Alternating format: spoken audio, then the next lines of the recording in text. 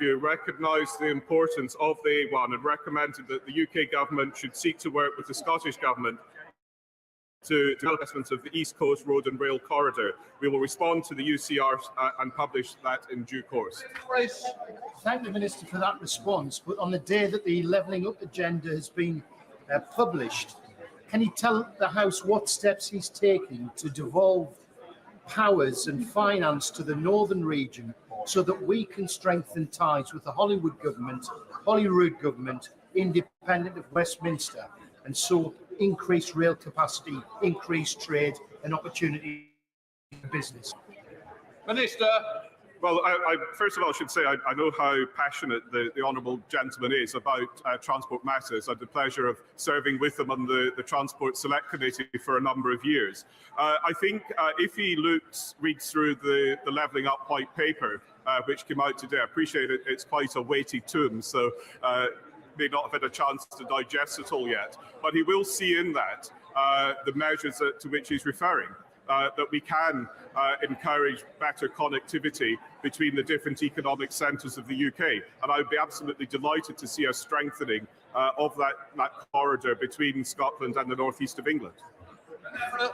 Thank you, Mr. Speaker. 9, please, sir. 9. Secretary of State.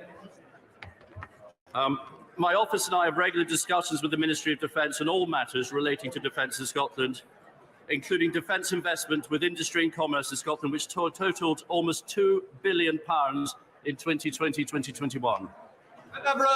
Thank you, Mr. Speaker. Scotland is home to the Royal Navy Submarine Service, including our essential independent nuclear deterrent that protects the whole of the UK. As President Putin continues to escalate his military posture and the aggression on the Ukrainian border. And let's be clear, it is President Putin escalating this and not the Russian people. Does my right honourable friend agree with me that our commitment to defence investment in Scotland, including Trident, is important, indeed vital, to Scotland's security as part of the UK and as part of NATO?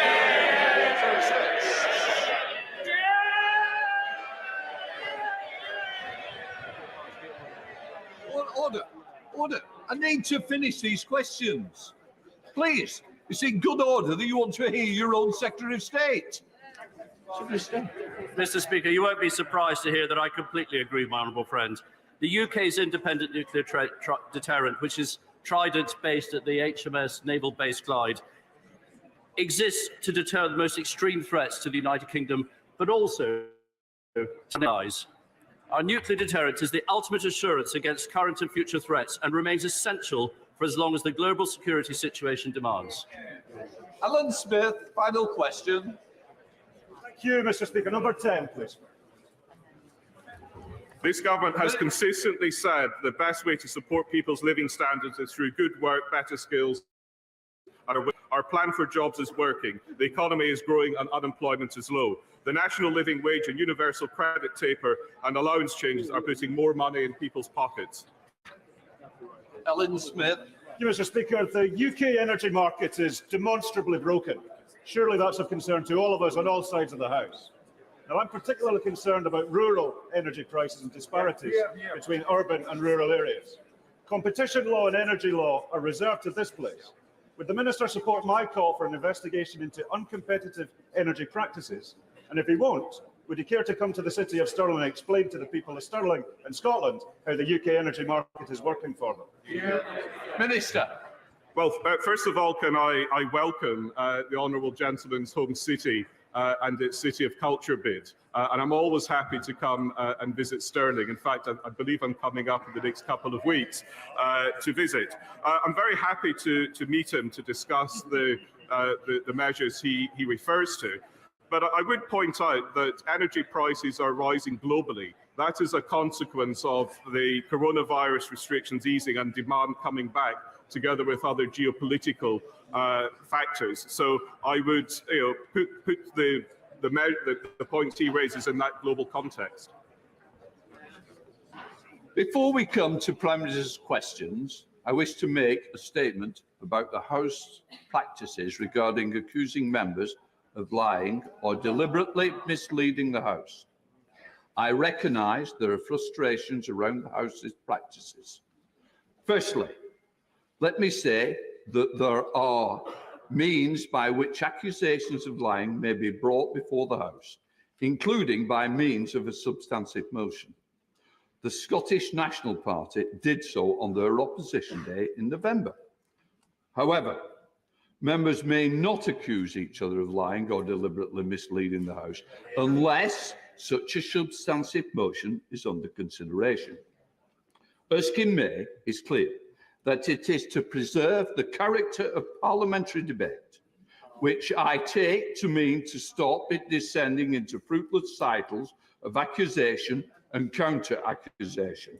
May I also say that expressions when used in respect of the members, which are regarded with particular seriousness, generally leading to intervention from the chair and often a requirement on a member to withdraw the words, include charges uttering deliberate falsehoods. It is important to stress context. Similar words said in different proceedings might attract a different response from the chair, depending on the subject being debated, tone and other considerations, but in general, the chair will not tolerate accusations of lying or deliberately misleading the House. That is the long-standing practice of the House, as set out in Erskine May and followed by successive speakers and deputy speakers. Of course, long-standing practices may change. For example, if the House decided it wanted a different approach, perhaps informed by the Procedure Committee inquiry, but it's not for me to change the practice unilaterally. Therefore, I ask members to respect this approach. I know feelings run high on important issues we discuss, but there are plenty of ways of making strong feelings felt within the rules and without placing the chair in the invidious position of having to order members to withdraw on seeking their suspension. Before we come to Prime Minister's questions, I'd like to point out that the British Sign Language interpretation of proceedings is available to watch on Parliament Live TV. I now call Esther McVeigh. Question number 1, Mr. Speaker. Prime Minister. Mr. Speaker, this Sunday, Her Majesty the Queen will become the first British monarch to celebrate a Platinum Jubilee. While it is a moment for national celebration, it will be a day of mixed emotions for Her Majesty, as, of course, the day also marks 70 years since the death of her beloved father, George VI. I know that the whole House will want to join me thanking Her Majesty for her tireless service. We look forward to celebrating her historic reign with a series of national events in June. Mr. Speaker, this morning I had meetings with ministerial colleagues and others. In addition to my duties in this House, I shall have further such meetings later today. Esther McVeigh. On Monday, the Secretary of State for Health said mandatory vaccinations would be subject to a consultation. So can the Prime Minister make it clear, unequivocally, no ifs, no buts, no qualifications, that mandatory vaccinations for NHS staff will be abandoned? Will he also make it clear that is true for care workers as well, many of whom have already lost their jobs? So what support will the government be giving to get those care workers back into the care sector? And will those who've lost their jobs get compensation? Minister. I thank my right honourable friend very much for her thoughtful work on this. I want to stress that vaccines remain our best line of defence, and I do think that NHS staff and all those who work in the care sector have a professional responsibility to get vaccinated, Mr. Speaker. But as my right honourable friend, the Health Secretary, told the House on Monday, given the difference between Omicron and Delta, it is right, and she is right, that we revisit the balance of risks and opportunities, Mr. Speaker. The Health Secretary has said we'll launch a consultation, and subject to the responses and the will of this House, Mr. Speaker, the government will revoke the regulations. We now come to the Leader of the Opposition, the Right Honourable Keir Starmer. Thank you, Mr. Speaker. And following your opening remarks, I just want to say to the members opposite Theirs is the party of Winston Churchill. Our parties stood together as we defeated fascism in Europe.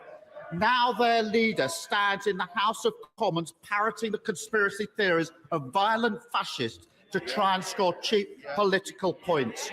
He knows exactly what he is doing. It's time to restore some dignity. Mr. Speaker, one of the most absurd claims made on behalf of Operation Save Big Dog is the Prime Minister and the Chancellor writing in the Sunday Times that they are the tax-cutting Conservatives.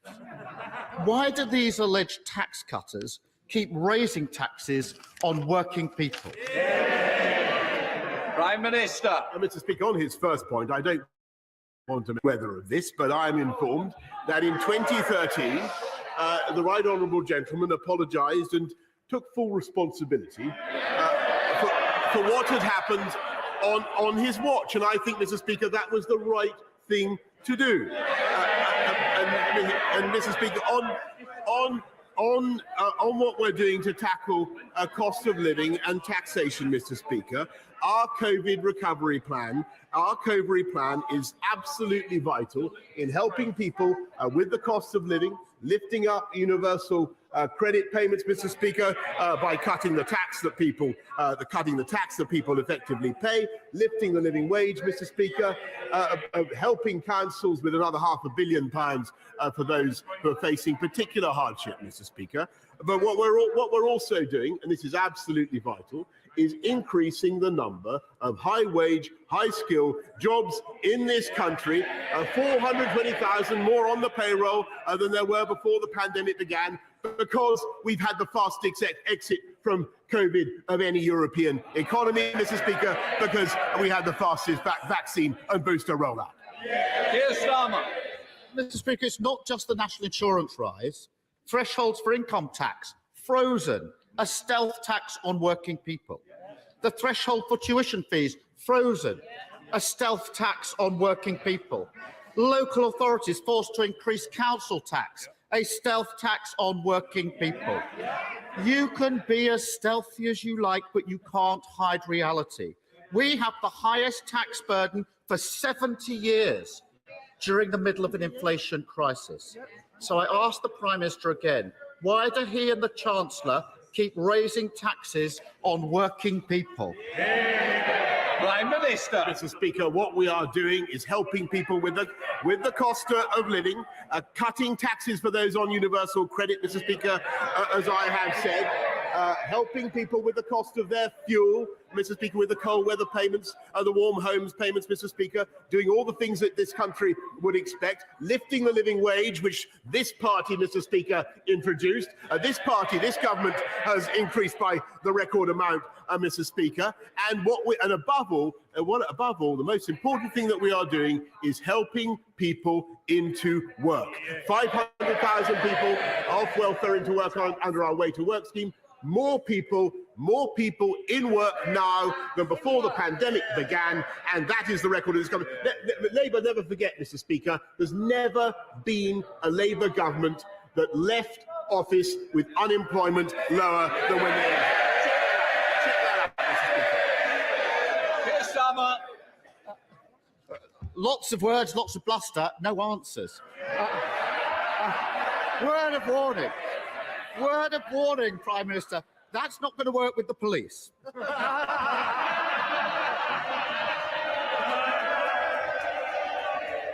I'll tell him why they're putting taxes up.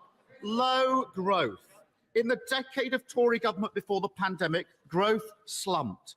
It was much, much weaker than under the last Labour government. If the Tories matched our record on growth, we would have £30 billion more to spend on public services without having to raise a single tax. Mr. Speaker, surely even this Prime Minister doesn't need someone else to tell him that he and the Chancellor are having to raise taxes because the Tories failed to grow the economy over a decade. Prime Minister.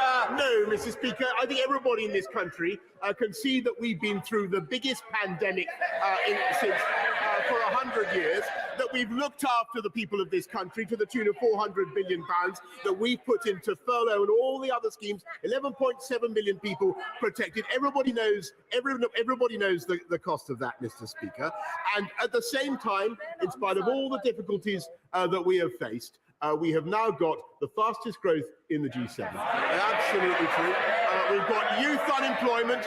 We've got youth unemployment at a record low, Mr. Speaker. We've got 3 times as much tech investment coming into this country as there is in France, twice as much as there is in Germany. Yes, that's absolutely true, Mr. Speaker. And never forget, if you want to know about Labour economics, never forget the last time they were in office, Mr. Speaker, when they were finally booted out, they left a note saying there's no money left. That's the way they run the country, Mr. Speaker. Mr. Speaker, the UK...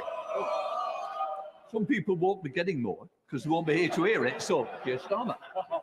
Mr. Speaker, the UK has suffered the worst economic crisis in the G7. The Prime Minister has more chance of persuading the public that he didn't hold any parties than he has of persuading them that the economy is booming. High taxes are not just the result of low growth. Under this government, we've seen a pandemic of waste and fraud. From the Prime Minister's yacht to government contracts for mates of ministers, they've treated taxpayers as an ATM machine for their mates and their lifestyles. Now we find, Mr. Speaker, they've written off £8.7 billion on PPA, and the Chancellor's writing off £4.3 billion in fraud. That's enough to cover the tax hike he's inflicting on working people. So why did this government block the National Crime Agency from investigating all the billions they lost to fraud? Prime Minister. Mr. Speaker, of course we despise fraud and those who steal from the taxpayer, and that's why we've already recovered £743 million in lost furlough money, Mr. Speaker, £2.2 billion that was stolen in bounce-back loans, and we will go on. But I have to tell you, Mr. Speaker, that I am proud of what this government and this country did in securing record quantities of PPE and record time, Mr. Speaker, in furloughing and looking after the entirety of British business and society in the way that we did, Mr. Speaker. And once again, Captain Hindsight comes to this House and attacks the government for doing exactly what he urged us to do 18 months ago. Mr. Speaker, it so happens that I found a letter. I've been rustling in my notes, Mr. Speaker. And I found a letter which I will place for your convenience in the House, in the library of the House, Mr. Speaker, from the Shadow Chancellor to my right honourable friend, the Secretary of State for Deluxe, suggesting that we could secure PPE supplies. This is on April the 22nd, 2020. Secure PPE supplies from from a theatrical costumier, and that we could get ventilators from a professional football agent, Mr. Speaker. No wonder under Labour, fraud run £21 billion per year, Mr. Speaker. I'm proud of what this government did to secure PPE, and I'm proud of the way we protected this country. Keir Starmer. Who wants the first to leave? Please put your hand up because I'm going to pick one of you. Keir Starmer. Mr. Speaker, the Prime Minister might want to sharpen how he answers questions under interview. He's going to need it in the next few weeks. Waste and low growth explain why we have high taxes, but they don't explain why it's always working people that are asked to pay more. Yesterday, he ordered his troops not to support a windfall tax on oil and gas companies. As a result, the country is missing out on over £1 billion we could have used to cut taxes on energy bills for working people. Today, he's ordering his troops to vote for tax cuts for banks. As a result, the country is missing out on another £1 billion we could have spent cutting taxes for working people. Why are the Chancellor and the Prime Minister protecting oil companies and bank profits while putting taxes up on working people? Prime Minister. Mr. Speaker, let's just get to the heart of what this is all about. This is all about dealing dealing with the consequences of the biggest pandemic this country has seen, with an unprecedented economic crisis in which the state had to come forward and look after the people of this country to the tune of £408 billion. But everybody can see the fiscal impacts of that. Shall I tell you what this government and this country is voting for and what we're doing? We're investing now in 45,000 more NHS workers, more people in our NHS this year than there were last year. 10,000 more nurses, 10,900 more nurses, about 5,000 more doctors, 9 million more scans, 100 community diagnostics hubs to help people to get the scans and treatment they need. And the incredible thing, the lamentable thing is that the party opposite, the party of Nye Bevan, Mr. Speaker, voted against those funds, voted against that investment, and they would have made our COVID recovery impossible. Keir Starmer. Mr. Speaker, for all the bluster, the truth is the Conservative Party are the party of high taxes because they're the party of low growth. They are the party of high taxes because they're the party of eye-watering waste. Mr. Speaker, we know this Prime Minister has no respect for decency or honesty. I can take it when it's aimed at me, but I won't accept it when he gaslights the British public, writing absurd articles about cutting taxes at a time when he's squeezing working people to the pips. Isn't it the case, Mr. Speaker, that he and his Chancellor are the Tory Thelma and Louise, hand in hand, as they drive the country off the cliff and into the abyss of low growth and tax? Mr. Gullis, I think you've been trilled for long enough and you don't want to be trilled anymore. And that is the last comment I have, or otherwise I will ring your mother. Keir Starmer. Isn't it true, Mr. Speaker, that he and the Chancellor are the Tory Thelma and Louise, hand in hand, as they drive the country off the cliff and into the abyss of low growth and high tax? Prime Minister. Well, Mr. Speaker, I think the right honourable gentleman is Dick Dastardly and Muttley. Both of them pulling in different directions. We know they have different views, Mr. Speaker. We are getting on with the job, Mr. Speaker. And just in the last few days, and of course, I think it's absolutely extraordinary that they've done nothing to support our COVID recovery plan. They've voted against our plans to support the NHS. But what we're doing just in the last few days, while he's been fixated on the issues that he's absolutely determined to escalate, what we've done, we've opened free ports across the country just in the last few days. We're getting 500,000 people off welfare into work with our Way to Work plan. In just a few short minutes, Mr. Speaker, I hope he will hang around, because he will hear my right honourable friend, the Secretary of State for Levelling Up, deliver the long-awaited Levelling Up white paper, full of good stuff, including 55 education investment areas across our country. A wonderful moral and economic mission to level up and give opportunity across the whole country. A fantastic vision for this country, Mr. Speaker. They have nothing of the kind to offer the people of this country. Mr. Speaker, while we are getting on with coming out of COVID with the second fastest, with the fastest recovery in the G7, the fastest. He would have kept us in lockdown, Mr. Speaker. We're fixing the NHS. We're fixing the NHS and social care when they voted against it, and they have no plan. And we are, well, Mr. Speaker, we are building a coalition. Order. We are building a coalition. Just a minute. Prime Minister, I'm this way, not the Specsavers might be the answer to see where I am. And can I just say, Dame Caroline Dinage is desperate to get the next question to you. Dame Diana Caroline Dinage. Thank you very much, Mr. Speaker. I'd like to, first of all, give my condolences to the Right Honourable Member for Camberwell and Peckham, and say how good it is to see her back in her place. Mr. Speaker, Sophie Farrell was just 10 years old when she died in September.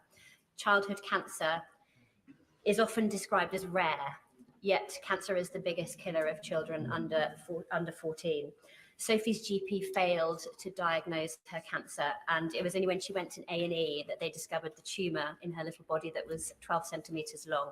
So, Mr. Speaker, on World Cancer Day on Friday, I would like to ask the Prime Minister to please advocate for more and better training for general practice to identify cancer in children. Prime Minister. I thank my honourable. I'm very sorry to hear of Sophie's case, and my thoughts are with her family and her friends. And she's right that research is crucial in tackling childhood cancers. That's why we're investing in more research. But it's also vital that we do tests and diagnostic scans and screens early enough. And that's why it's also important that NICE has not only updated its guidance on referring childhood cancers in February February last year, but we're investing in 100 new diagnostic centres in community hubs. I now come to the leader of the SNP, Ian Blackford. Thank you, Mr. Speaker, and I'm sure that you and the rest of the House will want to join me in celebrating and supporting World Cancer Day. Mr. Speaker, just in relation to your earlier statement, I have a difficulty reconciling the Prime Minister's version of events with other evidence, and as you know, I have a duty to reflect and represent the deep, deep public anger with the Prime Minister. That said, Mr. Speaker, I respect the absolute impartiality that you take in your role, and I want to set on the record that I respect both you and the authority of the Chair. Mr. Speaker, this morning the Telegraph newspaper revealed that the Prime Minister attended a party in his flat on the 13th of November 2020.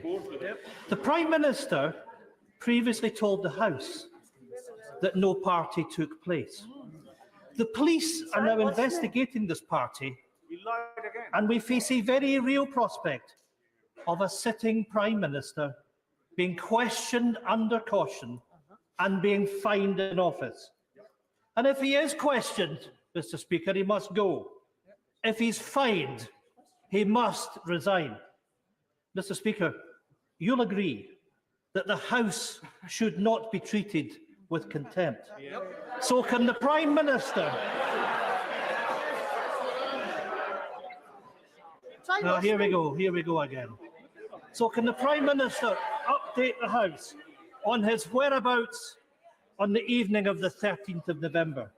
Surely, Mr. Speaker, he doesn't need to wait for an investigation to tell us exactly where he was. Prime Minister.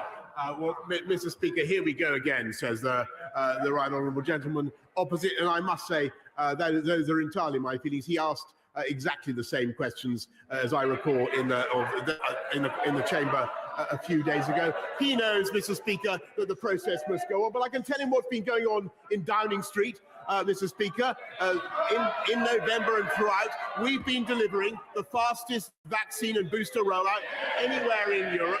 We've been getting people back into work, Mr. Speaker. We've been getting people back into work, Mr. Speaker, and we've been helping to bring the West together to defy what I think is completely unacceptable threats and intimidation from the Putin regime against Ukraine. And that's what we've been doing. Ian Blackford.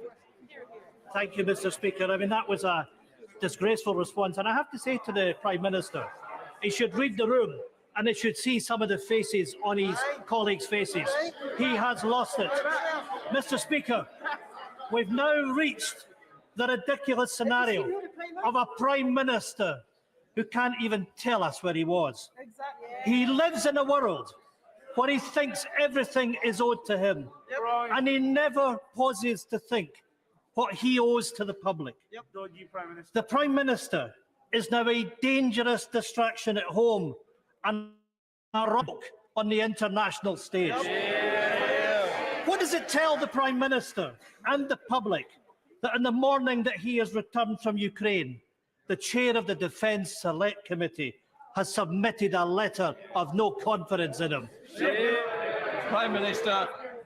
Mr. Speaker, what it tells me that it is more vital than ever for the government of this country to get on with the job, deliver our COVID recovery plan, and that is what we are doing. Virginia Crosby. Mr. Speaker, I'd like to say thank you to the Prime Minister for visiting my Honest Mourne constituency, where he saw firsthand the enormous beneficial impact a new nuclear plant will know it could have if built on Anglesey. Nuclear power must play a role if we are to meet our carbon and net zero commitments and combat rising energy prices.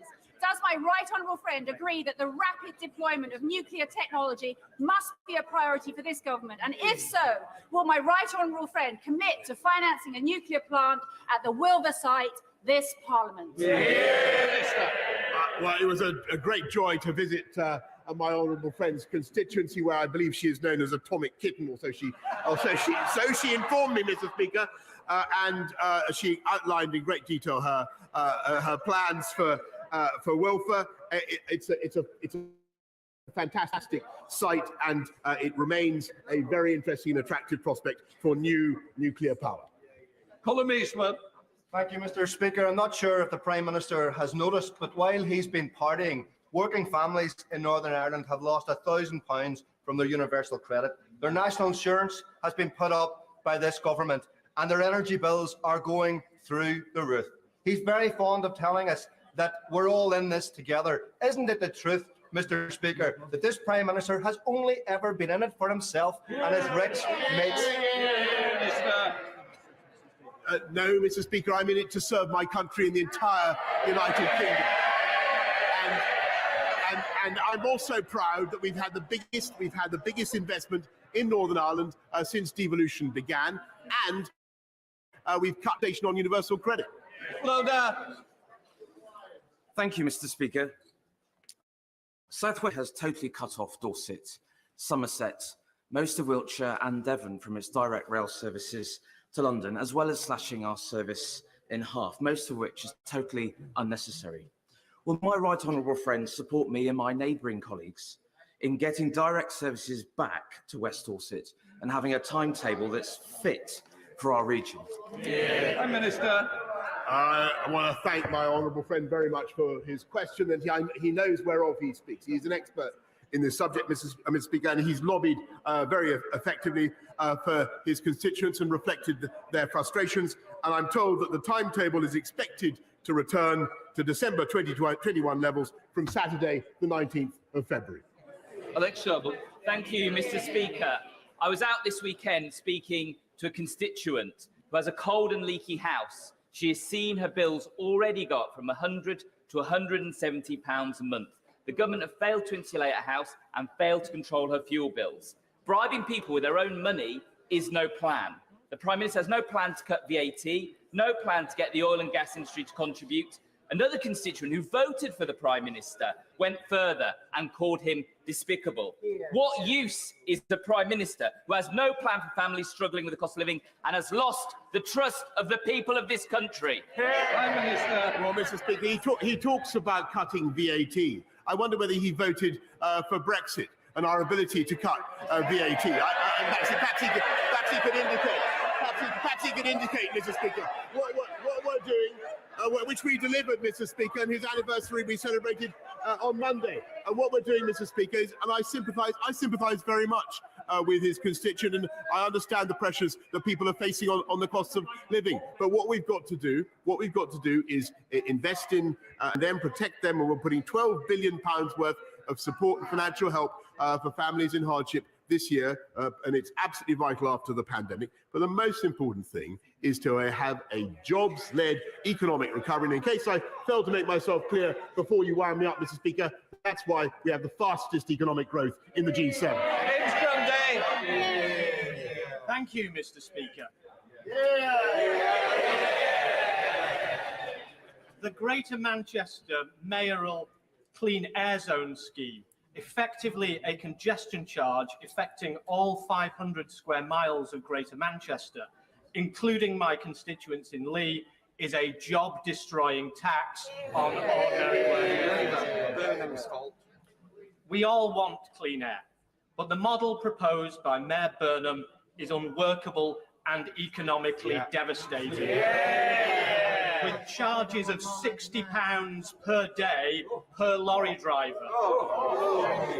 Taxis white van men, even buses will be caught by it. Typical Labour. Will the PM intervene to prevent Mayor Burnham from inflicting this disastrous Labour scheme on Greater Manchester? I know from my own experience how vital it is when you're trying to clean up air in a great city that you do not unjustly penalise business, and particularly small businesses. And it's become clear that the scheme proposed by the Labour mayor in Manchester is completely unworkable, will do more damage to businesses and residents in Manchester. So we must find an alternative, Mr. Speaker, that doesn't punish local residents. And my right honourable friend, the Secretary of State for the Environment, will be saying more about this in the coming days. Thank you, Mr. Speaker. If the Prime Minister receives a penalty fixed notice for attending a party or hosting a party during lockdown, will he inform the House and will he resign? Yes, Prime Minister. Mr. Speaker, of course I will comply with the law, but I've got to wait for the process to be concluded. Thank you, Mr. Speaker. Since being elected, my fabulous constituency of Blythe Valley is really seeing the green shoots of prosperity. Government support is a green revolution in Blythe Valley. However, with such growth, the increased congestion on our roads, we are in desperate need of upgrades to the road infrastructure. Will my right honourable friend please meet with me to discuss the urgent problem and help Blythe Valley out of the ever-increasing traffic jam? Thank you. Prime Minister. My honourable friend is the best champion that Blythe could possibly have.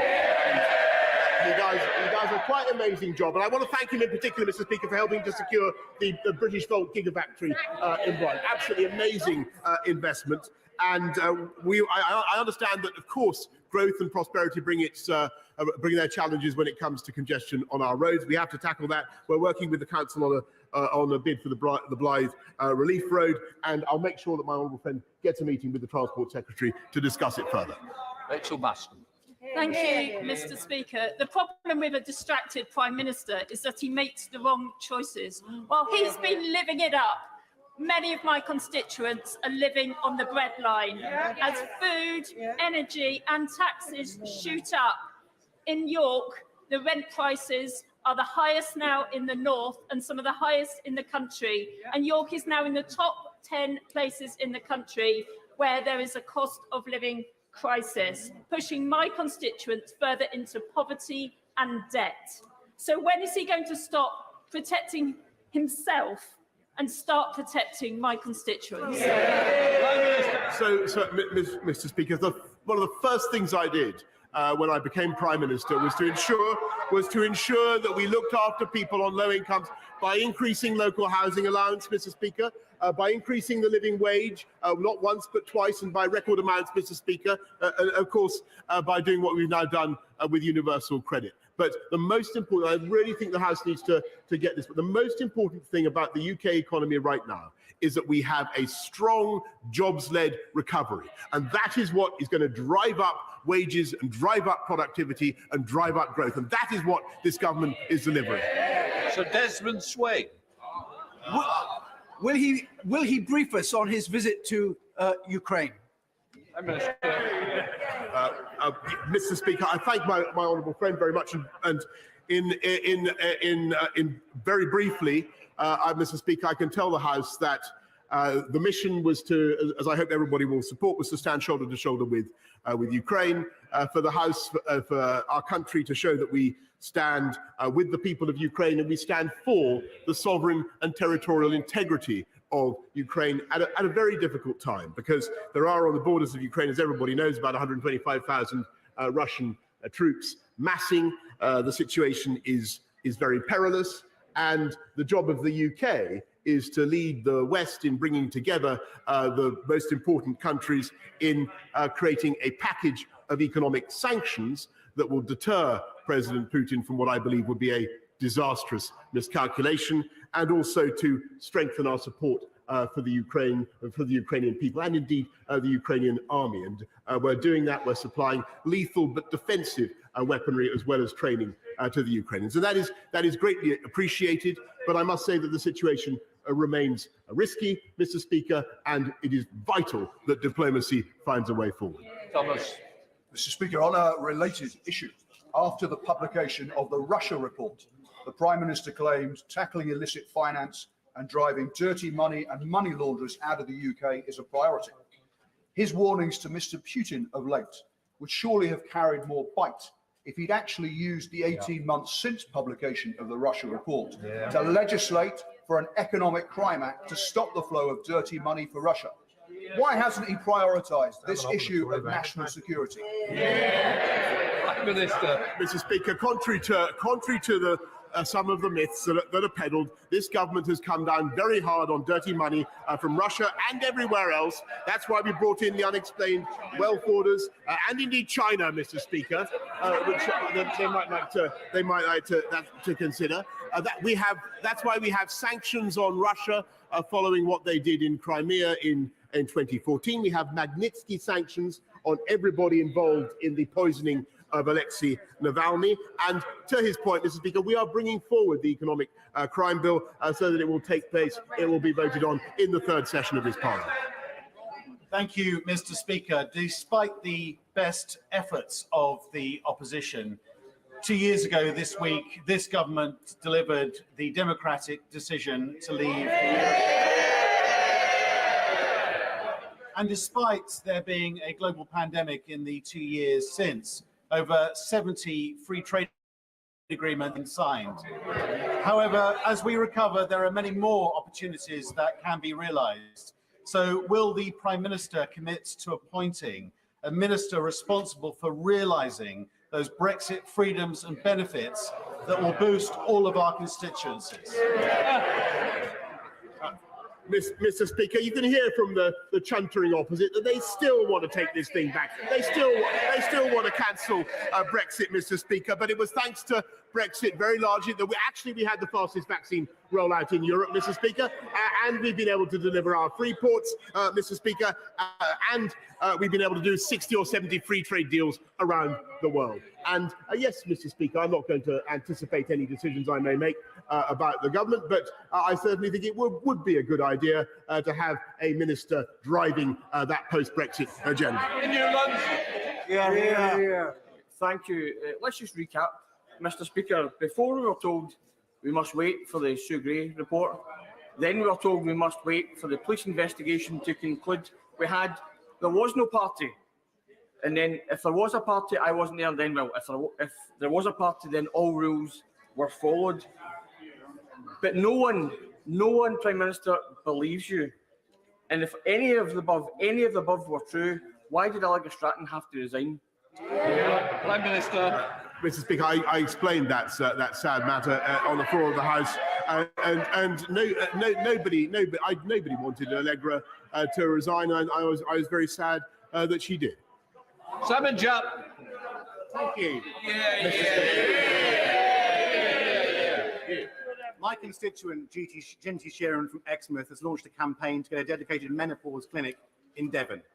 Women in East Devon currently face a 120-mile round trip to get to the nearest specialist menopause clinic.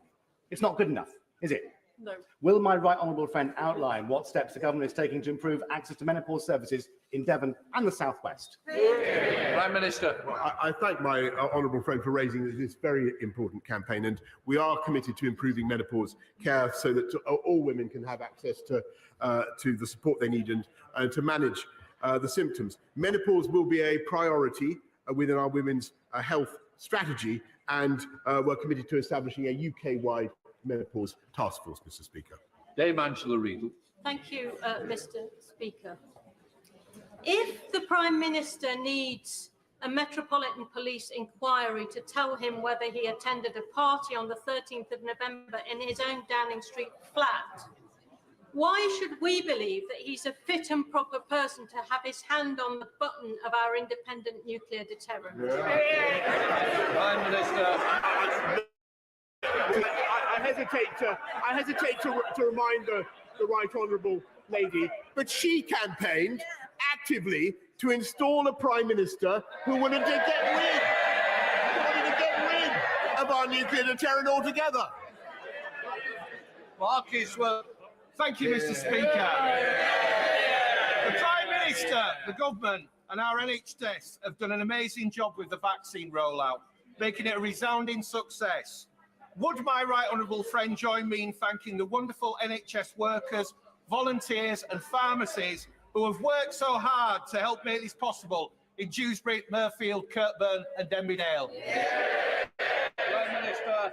I thank my honourable friend, who does a fantastic job of representing his communities, and I want to thank all of them, Mr. Speaker, everybody involved in the rollout in Dewsbury, in Mirfield, in Kirkburton and in Denbigh, Mr. Speaker, because it was an extraordinary national effort, and anybody who visited a vaccine centre will know that feeling of pride in what was happening, that feeling of energy in a collective effort to make our society and our country literally healthier day by day. And I thank all of them, Mr. Speaker, from the bottom of my heart.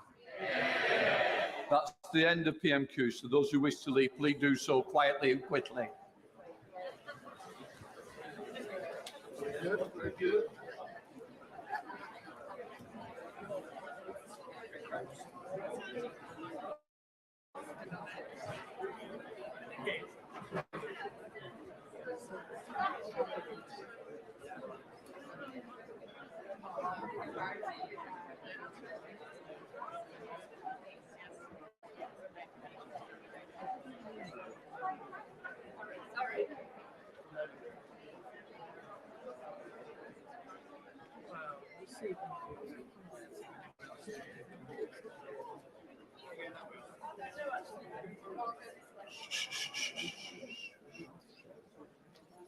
We now come to tributes to Jack Drum.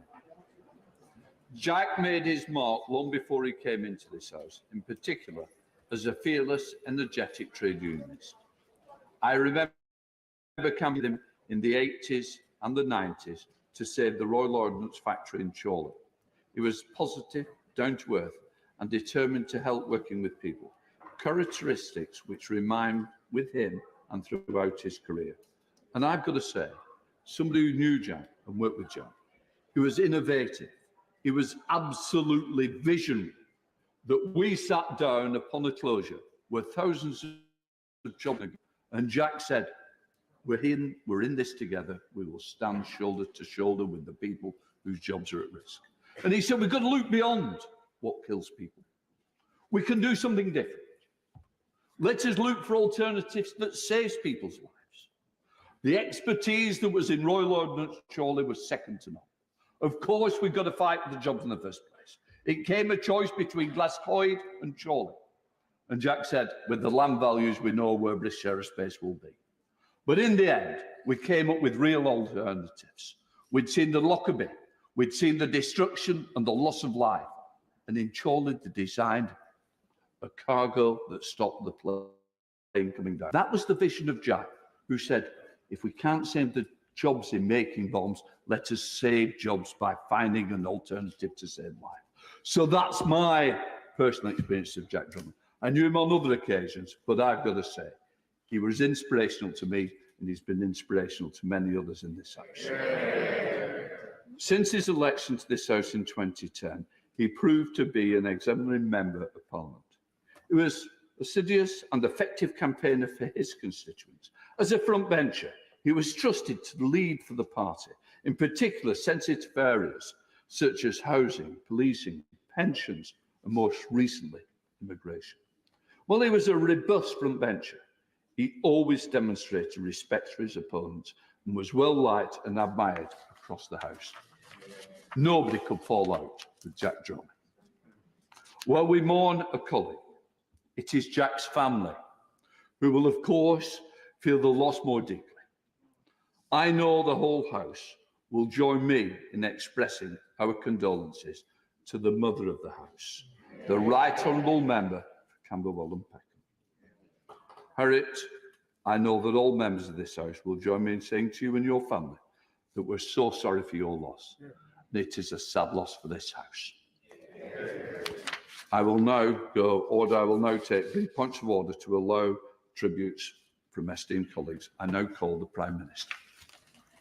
Thank you, Mr. Speaker. On the 7th of January, this House suffered the loss of the Honourable Member for Birmingham and Erdington, Jack Dromey, and it is right that we should come together now in tribute to his memory. Let me offer my condolences on behalf of the whole government to the mother of the House, the Right Honourable Member for Camberwell and Peckham, and her family. Although Jack and I may have come from different political traditions, I knew him as a man of great warmth and energy and compassion. And I can tell the House that one day Jack was driving, a very hot day, Jack was driving in Greece when he saw a family of British tourists, footsore, bedraggled, sunburned, with the children on the verge of mutiny against their father.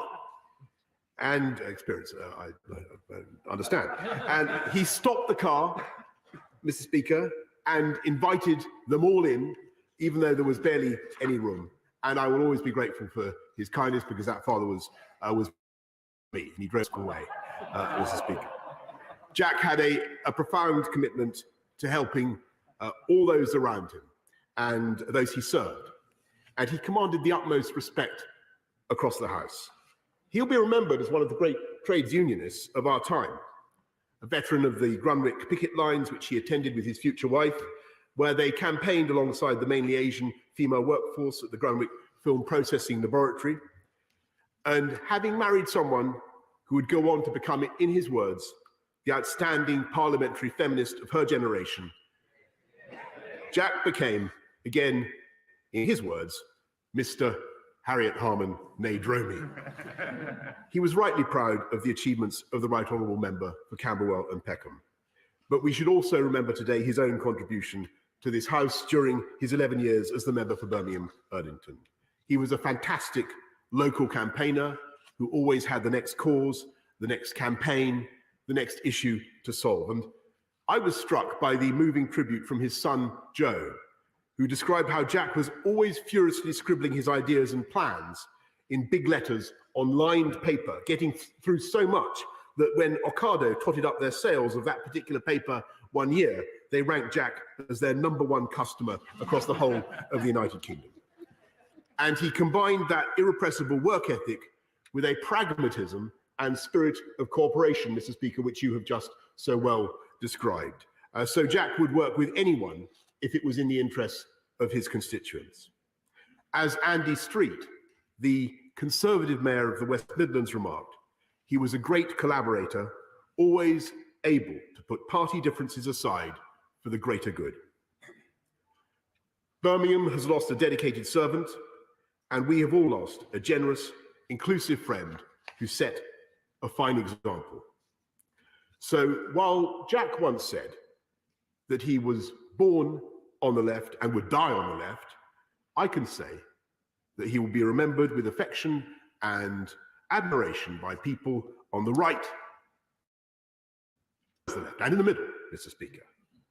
And our country is all the better for everything he gave in the service of others. Leader of the Opposition, Keir Starmer. Thank you, Mr. Speaker. Since the sudden passing of our friend Jack, tributes from every walk of life have captured the essence of the man we knew and loved. Larger than life, bursting with enthusiasm and ideas, and tireless in the pursuit of justice and fairness. Jack channeled all those attributes into representing the people of Erdington, a lifetime of campaigning for working people, and his greatest love, his family. The loss felt on these benches is great. The loss to public life, greater still. But the greatest loss is felt by another of our own, the member for Camberwell and Peckham. She and Jack were married the best part of 40 years ago. Now, the AGM of the Fulham Legal Advice Centre may not sound like the place to find romance, but that's where Jack and Harriet met.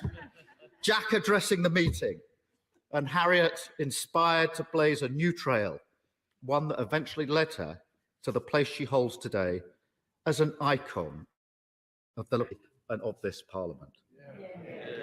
When you hear Harriet talk about Jack, one word comes through time and time again: encouraged. It was Jack who encouraged her to join Brent Law Centre. It was Jack who encouraged her to stand as an MP, the first pregnant by-election candidate. It was Jack who encouraged her to run to be the Labour Party deputy leader.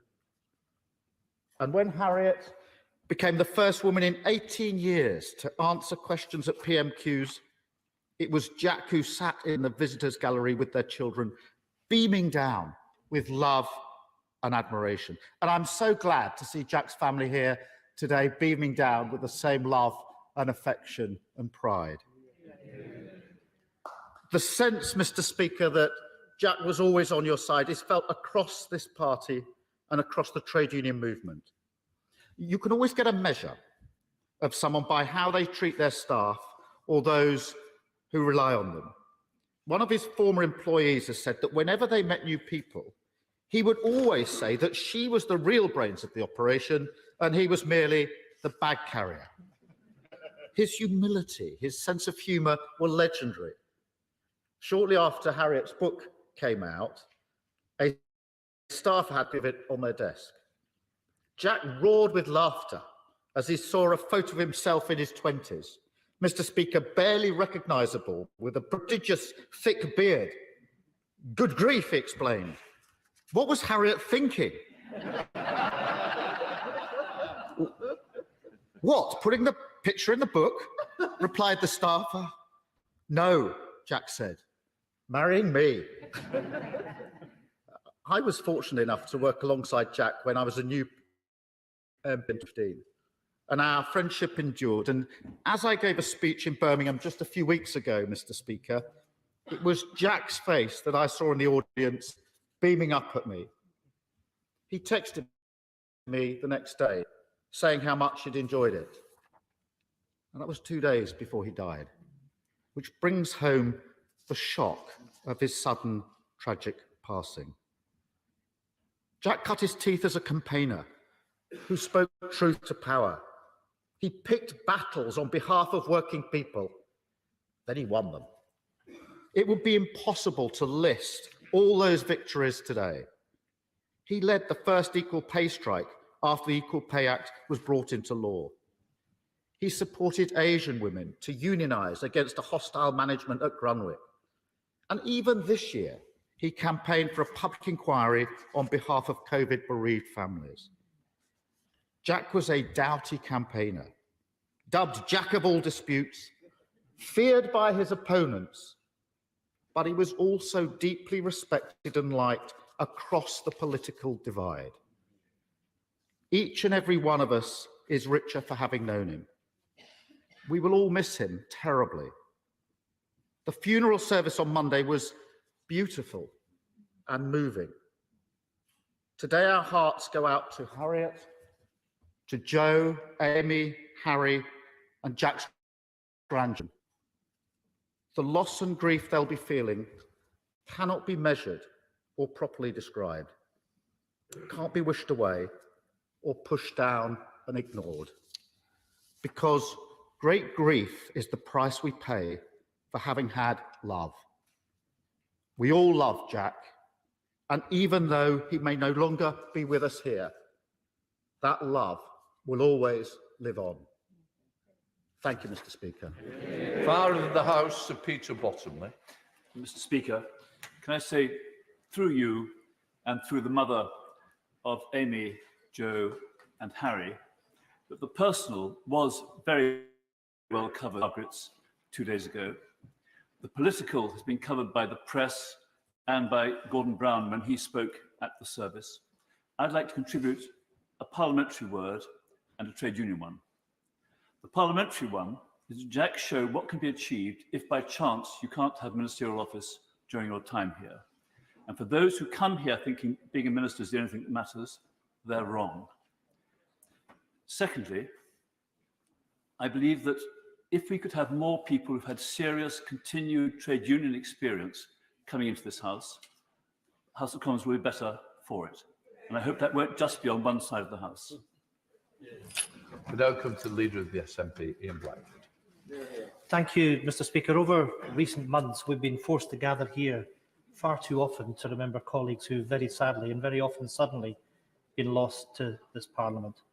Jack Dromey is another member of this House who has gone well before his time. On behalf of myself and my colleagues in the Scottish National Party, I want to extend our deepest sympathies who all knew and loved Jack. My thoughts, of course, are most especially with the mother of the House. She has lost a constant companion who has been at her side all this time. She and the family bear the biggest burden of the loss of someone who was at the very centre of all their lives. I would also like to extend sympathy to Jack's beloved party, because we all know he was a Labour man through and through. I will also remember Jack as one of the fightiest campaigners in this place, a man rooted in trade union politics, rooted in the rights of workers, and a man who never lost an ounce of that spirit when he entered this Parliament. That fighting spirit extended to causes and campaigns far and wide, and I know that it extended to strikes and in protests in Scotland too. He was a true friend of Scottish workers and a champion of workers everywhere. Jack was true to the cause. That's probably why he was so good at working cross-party and winning support and friendship across this place. My friend, a former member of this place, Neil Gray, worked very closely on the pensions bill, and he still speaks so fondly about Jack's determination and his passion to make sure that that bill was amended. He would often bound up the stairs to my office to seek my and my party's support for various campaigns, not just for him, but for more often support for Harriet. Mr. Speaker, I'll finish by sharing one story I read about Jack, which I thought was both very telling and very touching. Apparently, a few years ago, a great admirer of the mother of the house from the feminist movement approached Jack and said, "I always feel a bit nervous around Harriet. I'm so in awe of her." Only for Jack to reply, "Me too." Even after all these years. Today, we can assure Jack and his family that many of us were in awe of him too. We deeply admired the way he conducted himself and the way that he carried himself every day of his life. He left his gentle mark on so many, and he will be greatly missed. May he now rest in peace. God bless you, Jack. I now come to Gail. Thank you, Mr. Speaker, for allowing me exceptionally to speak from the front bench on what is a very difficult occasion. What an honour, my dear Jack, and what a sadness it is to speak of the friend I got to know from the other side of the aisle. For 3 years, Jack was the Shadow Pensions Minister. We became close. We would meet and talk and plan and sometimes agree to disagree, but always with equanimity. Politics is adversarial, heated. The media encourages, in fact, demands of us to be aggressive and mean-spirited. Jack did not play that game. Others have spoken of his decades of work for the union movement, of his being a loving father and a devoted husband, or even his management of truculent children on a deserted Greek road. What I want to talk about are two things. He is the best example I know in 11 years in the House of Commons of cross-party working. Many used to joke about how often I would exchange texts with Jack. We worked together and we got results. I would give him briefings on all future legislation, ongoing inquiries, and difficult issues. Mr. Speaker, that requires a lot of trust. And such trust can go wrong, as we all know. But he never used confidences unfairly or for quick political gain. I believe we and this House works better for such a thing. During the process of the Pension Schemes Bill, we spoke or sent texts to each other, I counted it up, over 110 times. Without his help, the bill, and particularly things like the collective defined contributions and the work with the Transport and General Workers Union, would not have happened as it did. And secondly, I want to talk of his kindness and generosity of spirit. My children died in childbirth in June 2020. And I want to share with the House about what he said when I tried to return to work, as we had 2 bills to do that autumn, and he saw I was struggling at this dispatch box on the 29th of June. He sent a text to me afterwards, and I wanted to share this. Guy, I know we both have a job to do, but I was not comfortable today. I feel for you and your wife, my friend. We will build work around you. My thoughts are with you. Please take your time. Best wishes, Jack. Jack Dromey was, in my opinion, a man made in the Teddy Roosevelt spirit. Kind but combative, passionate but polite, always in the arena, always striving for the benefit of others, and there can be no finer compliment than saying that the man in the arena quote, which is my favourite, applies utterly and totally to him. Farewell, my friend. It was an honour to know you. Dame Margaret Hodge. Mr. Speaker, my husband Henry first introduced me to Jack and Harriet when we got together in the 70s. We were, as ever, at some conference. Jack was, as ever, preoccupied with fixing some vote, and I was in total awe of Harriet and Jack. Fortunately, I got the seal of approval, and we've been friends now for nearly 50 years. Those who knew him well know what a generous, kind, funny, enthusiastic, interested and interesting, loyal, unselfish and consistent friend Jack was. Jack's life was filled by his total passion for social justice, his tribal loyalty to the Labour Party, his consummate determination to be at the heart of any and every campaign that might help to make the world a better place, and his relentless optimism that he would always win. Jack's life achievements were so many, his campaigns so eclectic, it's impossible to capture everything in a short tribute. I want to focus on his work before becoming an MP. From Granwick strike to fighting to maintain the Rosyth and Plymouth dockyards, from corralling the first ever equal pay strike at Trico, to observing the Luanda mercenary trials in Angola seeking to stop the execution of 3 British mercenaries, wherever there was injustice, Jack was there. I remember Jack in the 70s, leading the occupation of Centre Point in London, when London was littered with empty new office buildings while the homeless slept on the streets. I remember Jack in the 80s, when he bravely led the trade unions to oppose militant in Liverpool. In the 90s, when he served on Labour's NEC and worked to modernise the Labour Party and make us fit to govern. In the noughties, when he organised the cleaners' strike here in Parliament when they were earning as little as £5 an hour. Finally, 2 personal memories.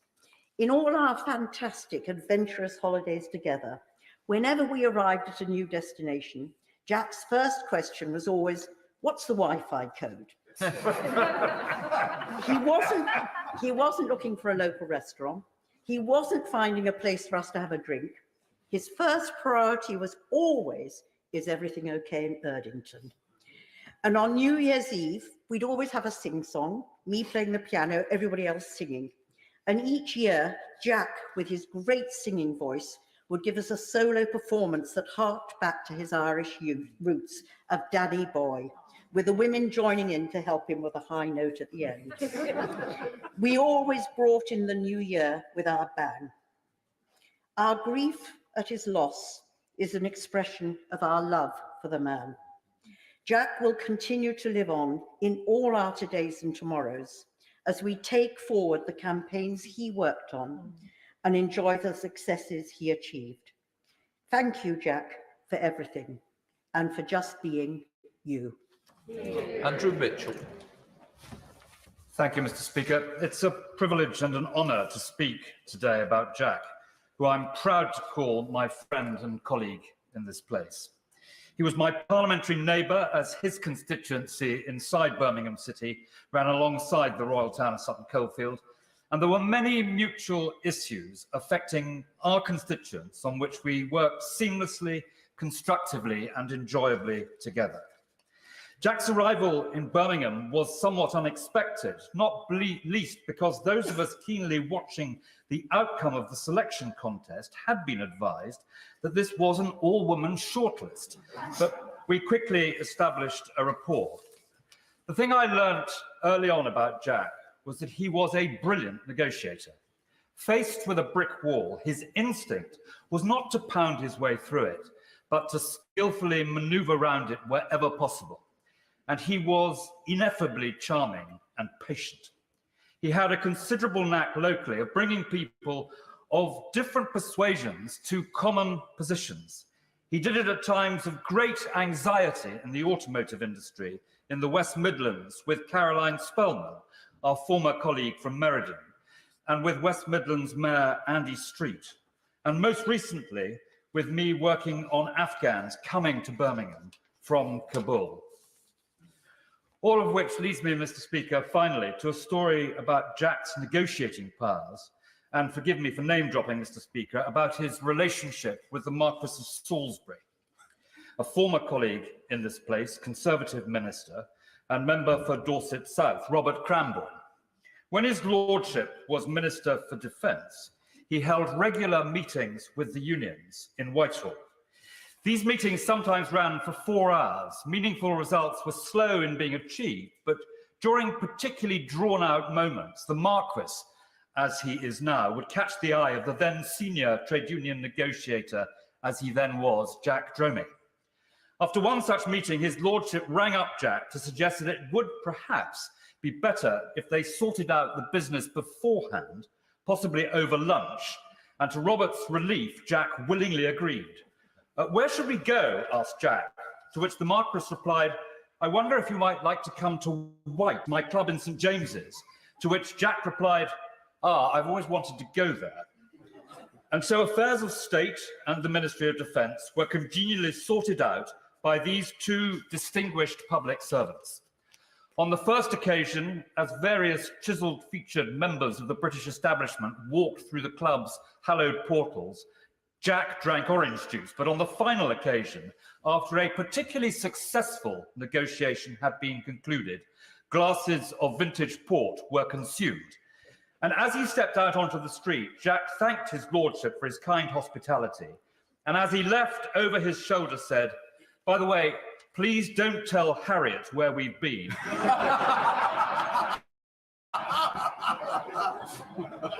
And especially do not mention the vintage port. For the avoidance of doubt, Mr. Speaker, I can, of course, confirm that this was a workplace event.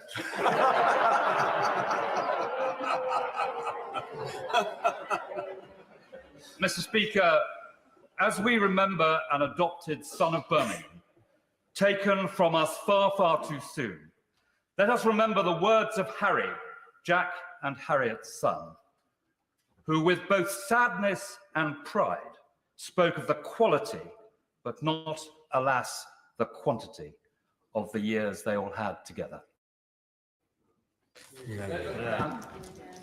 Thank you, Mr. Speaker. And I'd like to add to these tributes already paid the profound sympathies of both myself but all the Liberal Democrats who sit on these benches. As a relatively new member of the Commons, I confess I didn't know Jack that well. But what I did know, I really, really liked. I first met him in a mindfulness meditation class that he, the Right Honourable Member for Camberwell and Peckham, and I attended with other MPs as we sought to find some kind of the storm of the 2017 to 19 Parliament.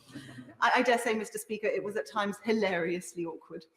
And I remember Jack taking those classes with great humour. He oozed wisdom and kindness. And I think it was that shared experience that meant when we passed through the lobbies, we'd catch each other's eye. He'd ask me how I was, and he really meant it. And since his I've learned that that kind man who I liked so much had that similar effect on pretty much everyone he met. The tributes today are proof of how respected he was across the whole political spectrum. And whilst a trade union man through and through, he was a pragmatist. He would work with anyone who could deliver his aims and shared his values. And part of his appeal and great strength was that he was so obviously driven by a deep desire to help people and also by his values. Quite simply, Mr. Speaker, Jack Dromey was one of the good guys. I think it says it all that he worked to the last. In that final debate on Afghanistan, he urged Parliament and the government to take a more compassionate approach to those in the world who need us the most. And in that final speech, he said, our country has a proud history of providing a safe haven to those fleeing persecution. and he spoke of our country's most fundamental values of decency, honesty, and fairness. Jack embodied those values. To the Right Honourable Member for Camberwell and Peckham, and to their children, Harry, Joe, Amy, and the whole family, there are no words. But I hope that in today's tributes, they can take some comfort in knowing the impact that Jack had and how he affected not just this House, but the whole country. Thank you very much indeed, Mr. Speaker. Jack made a big impression as soon as he was elected to this place. In 2010, when he first came, he was appointed straight away to the front bench, and I was a rookie minister in the government, and he was appointed my shadow. I have to say this was a forbidding prospect because Jack came with such a reputation, as the Leader of the Opposition attested to, of one of the big trade union leaders of his day, used to rallying mass meetings and getting his own way. So it was with a little trepidation that I committed myself to many days, in fact weeks, in the Localism Bill committee, going head to head on this. But I was quickly to discover that Jack's success was based, as has been evidenced today, on his charm, his persuasion, and his very detailed and forensic mind. And he made a tremendous impact as we spent those many weeks together. In fact, so persuasive was Jack's oratory and his work in the committee that he incited my very first rebellion. And this was as the minister till through the committee, to the consternation of the whips, when Jack was so persuasive that I could find no argument against the amendment he was putting forward and declared that I would accept it. And we did, despite the fact that, as former ministers and indeed current ministers will know, that my speaking notes had in bold type and in capitals, resist to the amendment. So it is fair to say, it is objective to say that the powers were simply, literally irresistible. Going on from that, my right honourable friend, member for the Royal Town of Sutton Coldfield, attested to Jack's brilliant work in forging alliances irrespective of party. He mentioned the work that he did with our former right honourable friend, Dame Caroline Spellman, his constituency neighbour. And they stood up in particular for manufacturing industry, interests that created jobs in their constituencies and across the West Midlands. And that joint work was vital during turbulent times when investment decisions were being considered, and to show the unit of the local MPs projected nationally was very important.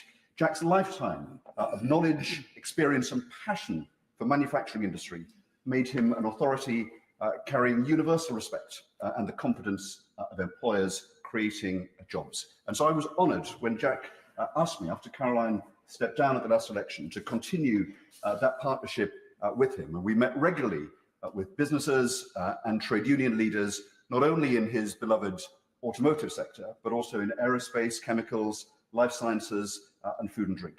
And he is greatly missed by the leaders of those sectors. Ministers from the front bench and my honourable friend for Hexham, as well as the Prime Minister, have attested to what an effective advocate Jack was. But he achieved what he did through kindness, through enthusiasm, through optimism and encouragement, but not without drawing on his trade union skills of organisation and tenacity. His achievements and how he won them made him respected across this House and across the country. He does represent, as does the Right Honourable Lady, the very best of this House. John Cryer. Thank you, Mr. Speaker. Sorry, I'm just sorting out my glasses, which have become entangled in my mess. Can I start by saying that how great it is to see the mother of the house, our inspiration, Harriet, in the chamber today, along with her family. I knew Jack for years and years, we worked together. I could speak probably for the next 2 hours about all the campaigns we worked on. First as T&G officers in Transport and General Workers Union, then as MPs we were elected here at the same time, but there's a couple of campaigns that I want to talk about particularly. And the first one is many people in this chamber will remember the campaign when Kraft took over Cadbury's. 7 factories were taken over by Kraft. And Jack led the trade union campaign to protect the jobs. A very successful campaign, by the way. And as part of that campaign that I got involved with in Jack's behest, and we went to see the then business secretary, Peter Mandelson. But before the meeting, and this is just the sort of thing Jack would do, Jack discovered that Peter's favourite chocolate was fruit and nut. So we got a cardboard box roughly the size of Westminster Abbey. And we filled it with Cadbury's fruit and nut before we had this very, very constructive and successful meeting. I wonder why it was so constructive and successful with Peter Mandelson. Although I have to add that I remember before we went in, I remember saying to Jack, Peter's quite a lean sort of bloke. He obviously looks after himself. Do you think some of that chocolate might be surplus to requirements? So by the time we got into the meeting, the box was a bit lighter than was originally the case. The second campaign, and again it was successful, actually even more successful, was the campaign which is largely now forgotten, involving S&A Foods. Bearing in S&A Foods, because that's going to be important. S&A were a big agricultural combine, largely producing strawberries, about 30% of the British strawberry market. And its workers were largely migrants, very badly exploited. And when I say a big workforce, I'm talking 4,000 to 5,000 people working on the land in the West Country picking strawberries, but just for 3 months a year, and very badly treated. Jack got involved in that campaign, as he always did. He threw everything, he worked his heart out on getting recognition, on getting better terms and conditions, and actually improving the lives of those thousands of people working on the land. And that became quite a big deal at the time. And I can remember Jack and I going to a meeting of Transport and General Workers members afterwards, and officers. And Jack always had about 50 things going on in his brain at the same time. You know, that's just the way he was. So as he rose to speak to the members, he wasn't really concentrating on his words. And he opened his speech by saying, right, what I want to talk to you now about is S&M.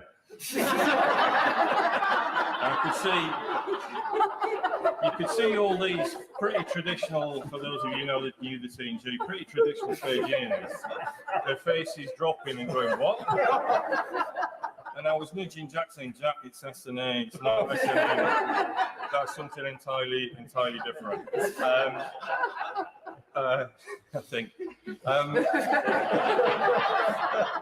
As I said at the beginning, I could talk at great length about all the campaigns I did together with Jack, and he was always an inspiration. He always led from the front, and he was very, very largely successful. I mean, he was one of the most successful trade union officers industrially that we've seen in the past probably 50, 60 years, something like that, and very often in difficult conditions.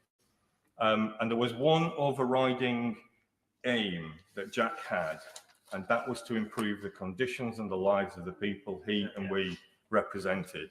And in that, I think he was successful. And in that, I think he left the world better than he found it. Mr. Crouch. Mr. Speaker, I don't remember the first time I met Jack, but I think that's probably because when I did, I walked away feeling like I'd known him forever. He was gentle, sweet, and naturally mindful, by which I mean that unlike some colleagues, his eyes weren't darting around to see if there was someone more interesting or important to speak to. If you had his attention, you held his attention. To me, he was always so kind. He never defined me by my politics or my football team, but as a person. He always asked about my family, and whenever we had a conversation about my son Freddie, he would then regale me of tales and the occasional picture of his grandchildren, accompanied by a beaming smile and sparkling eyes. His adoration for his family was clear to see. Jack was exceptionally polite. Like a child who can spot an ice cream shop from a mile away, Jack, it seems, could spot a colleague who needed a confidence boost. He always had a word of praise for anyone downhearted about their performance in this place. A cheeky well done, a smile as you sat down, a kind tribute in his own comments. He was quite simply a lovely colleague. Now, I'm sure he was prone to arguing with the sat-nav or left his shoes in a perilously dangerous place, But from the outside, he looked like a pretty perfect husband. One who loyally and lovingly supported his wife at a time when Parliament was even more challenging for women than it is today. And I hope most of us think we have a Jack at home, but I still reckon he could have made a fortune giving consultancy on how to be the long-suffering but supportive male other half. This house has lost someone special, but my heart doesn't break for us. It breaks for the Right Honourable Lady for Camberwell and Peckham, his 3 children and grandchildren. And as I sit down and remember his warmth and gentleness, I send my love to them today. Yeah. Jim Shell. It's a pleasure to add the contribution from my own party. Can first of all apologise. The Right Honourable Member for Lagan Valley is unable to be here. He lost his brother last week and the funeral was yesterday. So on behalf of my party, I wish to make some comments. First of all, when I came to this house in 2010, I had some relationships and experience in the council and also in the assembly. But I knew this was a bigger place and more MPs and more people. So you look about and you know who do you watch to learn the ropes and of the trade. And well, Jack Dromey was one of those people you looked at because he was a man that, from my opinion, whenever he spoke, if you were leaving the chamber, you sat down because you wanted to hear what he was going to say. That was the sort of gentleman that he was.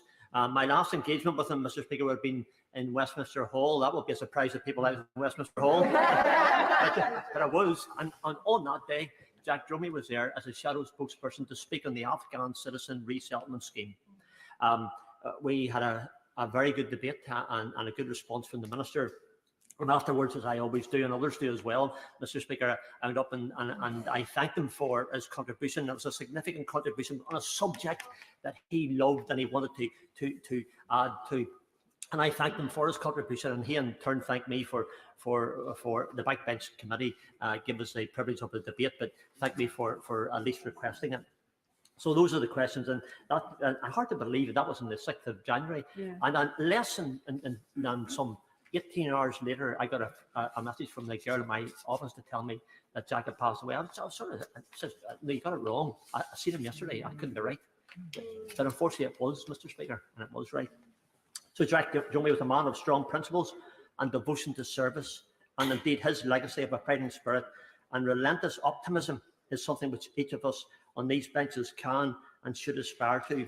Jack, I feel, was a master of all campaigns.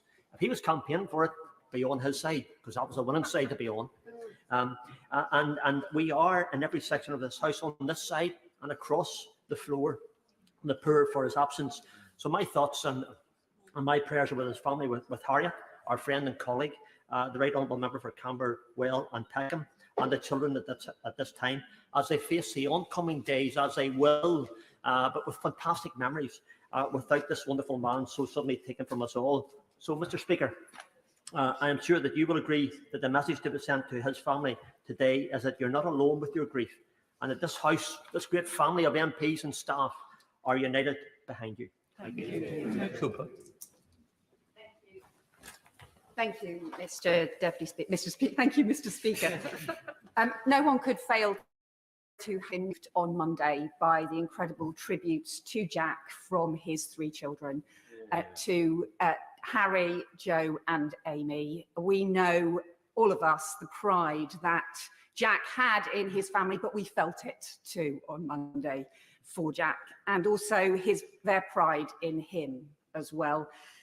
Jack had that wonderful way of making you feel that everything was going to be all right. Didn't matter what scrapes he had got you into, it was all going to be okay. And I was lucky to work with Jack on so many campaigns, and he was just formidable on so many different things. If we despaired, he always had some good new idea to pick us up, and then he'd be off running with it, and we would be racing to catch him up.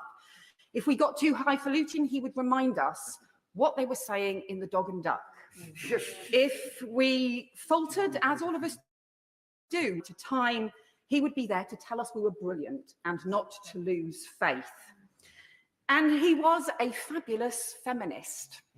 And we all saw the support that he gave to Harriet over so many decades. We heard from Amy, Jack's daughter, on Monday, Feminism at home meant also making sure that Harriet never had to learn how to use a washing machine. And I have to say, I was so proud when I heard that, as somebody who first has known Harriet and Jack since I was in my 20s and has avoided wherever possible using the washing machine at home, resolutely refused to learn to cook. But I would say to Amy that you got me into a bit of trouble on Monday because Ed, who was sitting next to me, just turned and glowered at me and said, so it was all Jack and Harriet's fault. But I say I learned the very best. Because what Jack did was he didn't just support Harriet, he supports so many of us as women parliamentarians, women in the trade union movement as well.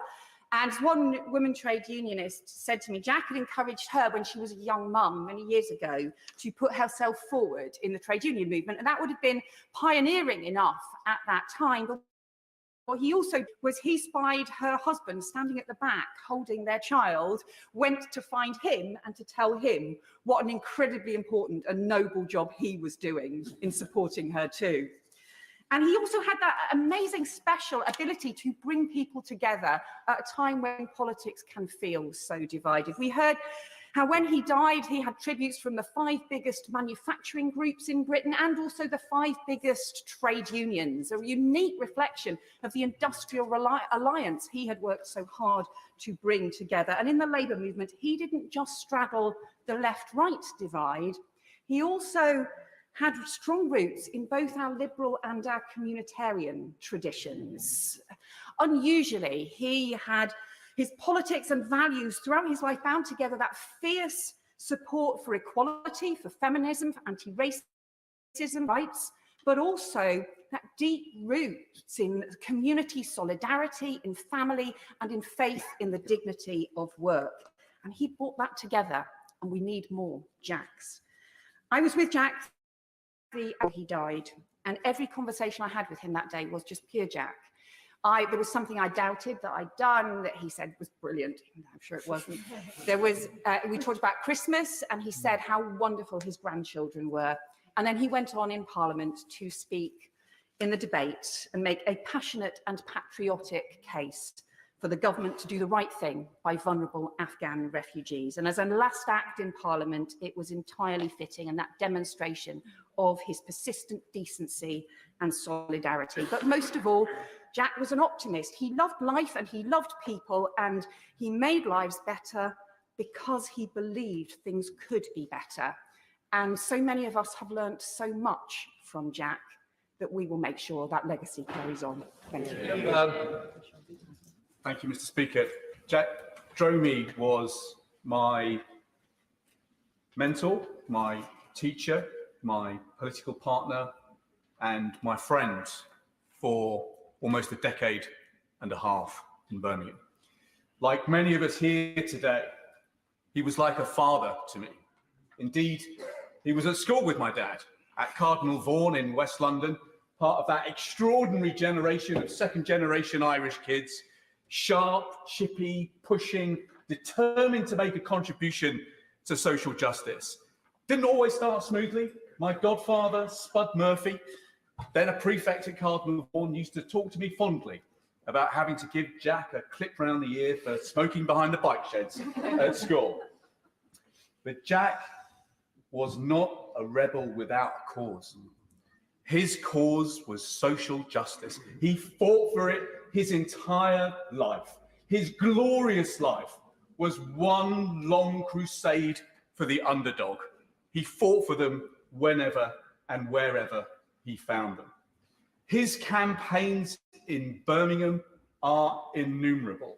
He fought for more police numbers. He fought for COVID families. He fought for the food bank. He fought for Erdington High Street. He fought for manufacturing jobs. He fought for the factory at GKN, and this was all just in the last week of his life. Mr. Speaker, Jack brought a particular approach, as you know, sir, to all of his campaigns. It generally started with a very, very long list of bullet points. And Jack would start off by saying, just 3 points, and we would tease him as he got to, and 17thly, but he brought to every single one of his campaigns what he used to fondly say was a certain je ne sais quoi. He made sure that at the core of every single one of his campaigns were the stories, because we have all been educated in the legend, which is Joe and Josephine Soap in the Dog and Duck in Erdington. He brought to all of his campaigns not just that art of coalition building, but that incredible calm along with the persistence. He used to very proudly say that his nickname in the union was never snap, never flat Jack. And he used to remind me of that very often as I was losing my rag over the last year and a half. On the last day of Jack's life, we were working together on a book which is about the future of our great region, the heart of Britain. And as ever, he brought to that an extraordinary optimism. He'd put the Green Industrial Revolution actually at the core of what he wrote. This is what he wrote, Mr. Speaker. I am passionate in my belief that change is possible. However, my experience as an MP for a constituency with high levels of inequality and poverty, it is crucial that any change is not just ambitious in the objective of dealing with climate change, but radical in creating opportunity for all. There is much to do and little time to achieve it before it's too late. I say to the mother of the house and the family watching today, like you, we have all struggled with the shock of loss. I myself have found comfort in the words, not of an Irish poet, but of a Greek who wrote centuries ago. Even in our sleep, pain falls drop by drop upon the heart, and in our despair, against our will, comes wisdom through the awful grace of God. The wisdom that we draw from Jack Dromey's life is very simple. We should all try and be more Jack. Our community, our country, and this House of Commons will be a damn sight better for that. Thank you, Mr. Speaker. It is a pleasure to follow my colleague and friend from Birmingham. And I think that what I want to say is going to be all about Birmingham. And Jack doesn't sound like me. He wasn't groomed as I was, like a child loves their parents no matter what. I love Birmingham because it was given to me at birth. But Jack didn't have that, and he loved it way more than me. He would talk about Birmingham in terms that made it unrecognisable to me. Now, I love the place, don't get me wrong. But Castle Vale, whilst I love it, is not a great place of beauty. The Aston Expressway is not a thing to behold. And yet when Jack talked about Birmingham and talked about Brummies, he felt so much as if he was from the tradition of the place of my birth. And I think much of that is to do with his Irish ancestry, which so many of us in Birmingham have. But there could be no greater advocate for the city of Birmingham. I know there are many people who want to speak, and so I shall just touch slightly as well on not only Jack being an honorary Brummie, and not even honorary, Jack Dromey was a Brummie, through and through, without question, but also being an honorary sister. So the first time that I ever spoke in this building, it was Jack Dromey who sat next to me as I spoke, and he put his arms around me afterwards and said, "I am so proud of you. I am so proud to see you here," mainly because I was a girl from Birmingham and he loved Birmingham. And the last time I ever sat in this place with him was just a week before he died. And we had just been put on the same team together. in the Shadow Home Affairs team, and he said to me, as I sat down from asking a question of the Home Secretary, he said, "It is so delightful to be completely outsmarted and outflanked by brilliant women."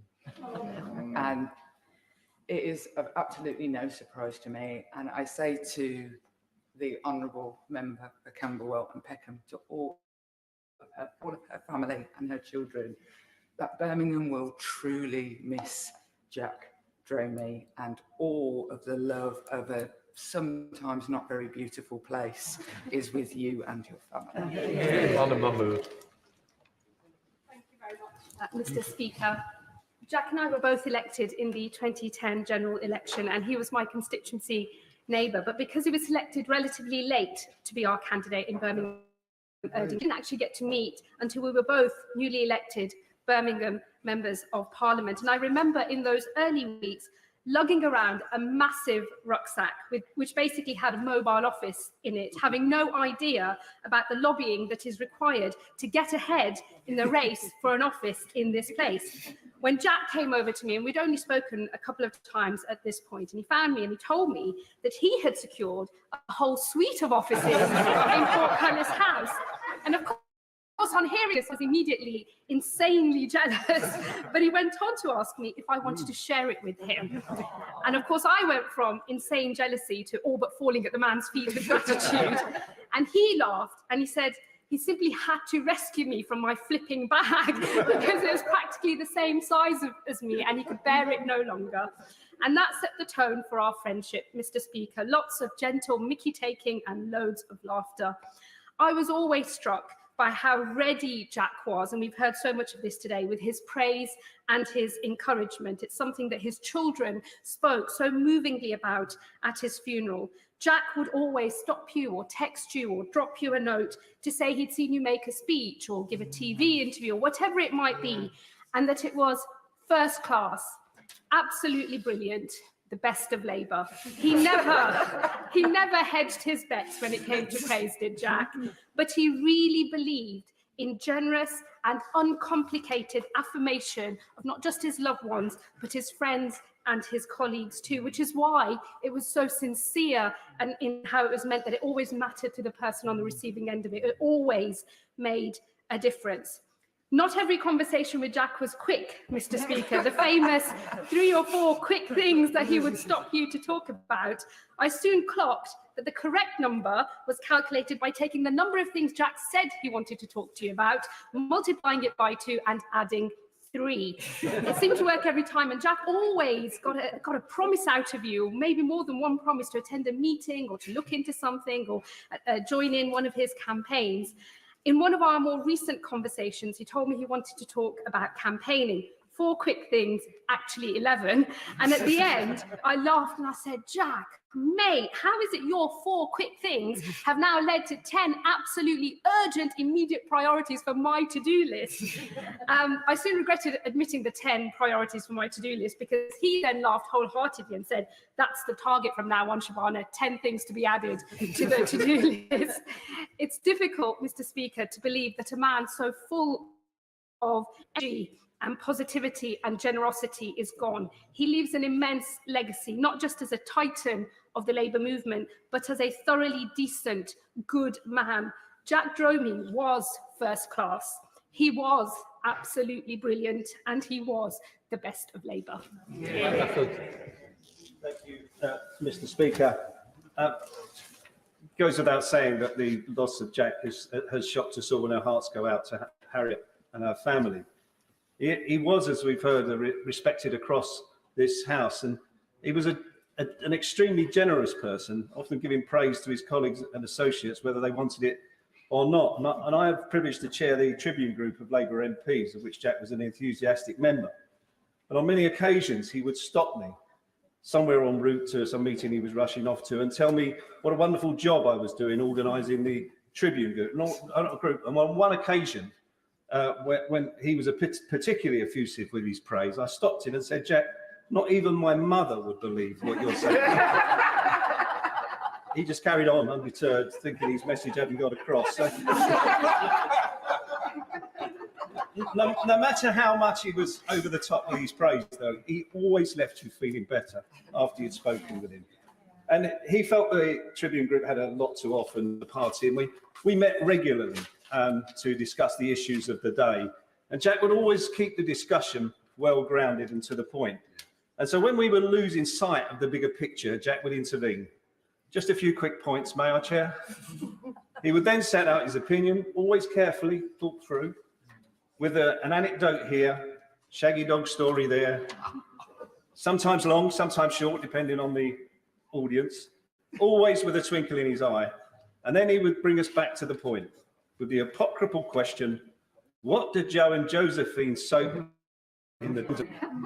I heard about Joe and Josephine so many times, I feel I'd been to the Dog and Duck. I actually got to the point where I did Google it. There is no Dog and Duck. You know?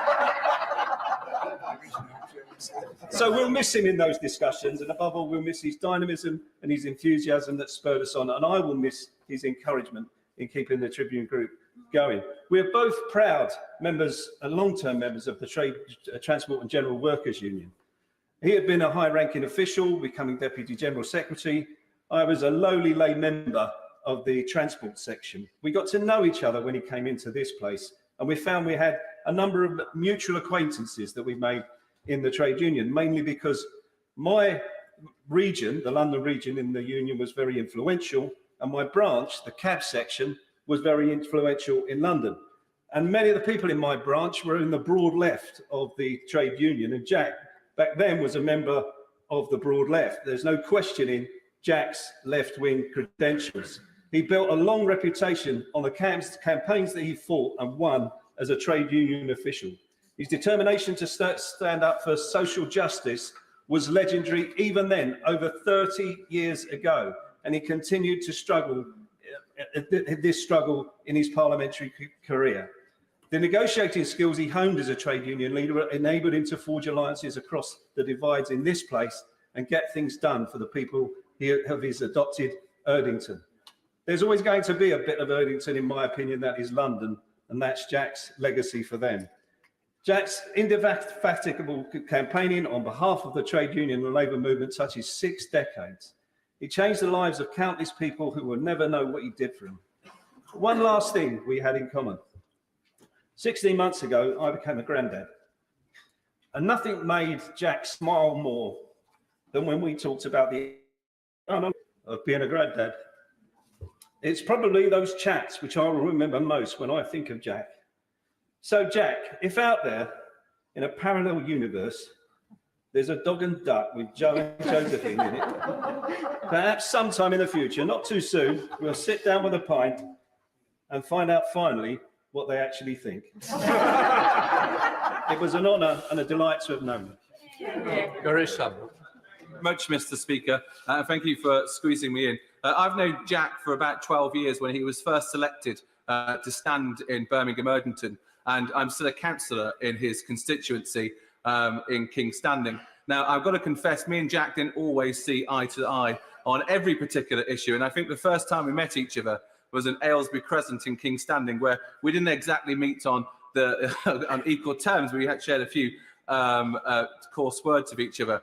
But whenever you had a debate with Jack, or whenever I was at a public meeting with him, you would always get the wink and the nod after a little dig or a political point. And I respected that enormously, Mr. Speaker. I last saw Jack about a week and a half before he passed away at Penny Holbrook's funeral. And I've got to say, my heart goes out to everybody in Labour Party who have had a terrible year with so many people within that CLP passing away, sadly. And within 5 minutes of speaking to Jack, we were talking about MG Rover, and he said to me, he said, oh, I remember on one particular day, and I looked at him and went, of course you were involved with MG Rover, why wouldn't you have been? And we had this long conversation about it, and he said to me, I have no shame in telling you, he said, but in, I think it was 2000 or 2001, he said, we went into a meeting with, I think it was then the Phoenix 4, and they thought that the success and the campaign had been won. He said, I have got no shame in telling you, but I cried in that room that day. And that's because it meant so much to him, those thousands of workers at the site and what it meant to that community. And then, of course, he went on and he was talking about his grandchildren as he was playing with another small child at the funeral, and he was having a good joke and about the height jokes that his son Joe makes at him all the time. And we left on good terms that day. And he also had a very good sense of humour. Members of the Birmingham MPs will remember just a couple of weeks ago, we have a WhatsApp group for all Birmingham MPs. And Jack, being Jack, decided to try and organise something which would potentially politically show up myself and my right honourable friend, the member for Sutton Coldfield, on a police debate. Now, me and my right honourable friend have never been so quiet in a WhatsApp group before because Jack had got the wrong WhatsApp group. He had accidentally got the all-party one rather than the Labour one. And so he was there, and then this argument started between the other MPs about what tactics we should do. And then all of a sudden, someone noticed that me and my right honourable friend were in this WhatsApp group, and I saw him the next day, and he came up to me with a big memeing smile, and I won't repeat what he said because there was a lot of expletives in it, but it was something along of, I'm a bit of an idiot, aren't I? But he smiled about it, and he joked about it, and he was a good man that fought passionately for the city that I know. And Mr. Speaker, I know many of us will miss him terribly. Yeah. I'm very, very concerned about time for Mother of the House, who's going to sum up at the end. So please, if we can be brief, because there is a lot of business ahead and the family are waiting. Karen Smith. Thank you, Mr. Speaker. I rise as Vice Chair of the Ireland and Irish in Britain APPG. My honourable friend, member for Helen St North, apologises. He's at a funeral today. Jack was a valued and prominent member of the Ireland and Irish in Britain group, the community from which he came. Shortly after my arrival in 2015, he welcomed me not only as a new MP, but also as a fellow child of Ireland's 33rd and frankly finest county, County London. Where are your parents from? He said. Mine are from Cork and Tipperary, he proudly did say. His father a labourer, his mother a nurse, the people who came here to rebuild England. Their work and experience underpinned and drove his politics and his dedication to public service.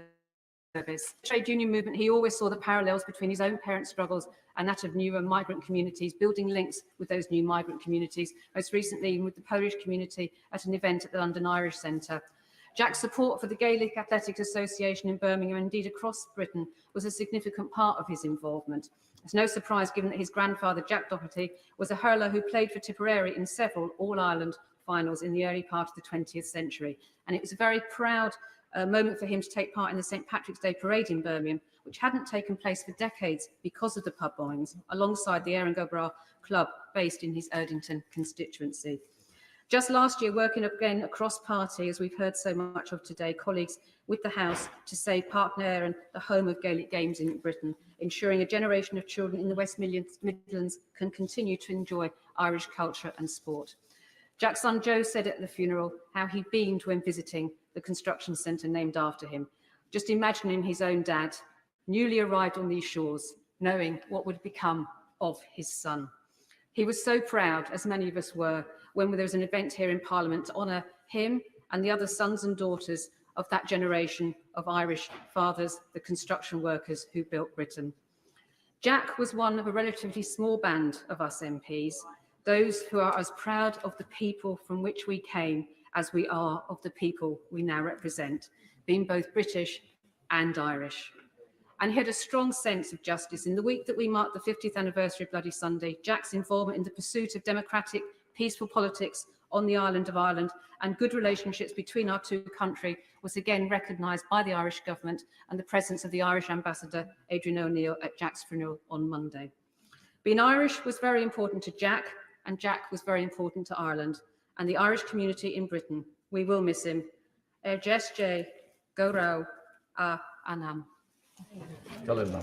Thank you, Mr. Speaker. I first met Jack in the Longbridge dispute when we as members of Parliament were getting together, trying to do our best to be able to save that huge industry that existed in Birmingham. Unfortunately, we all know what the result of that was.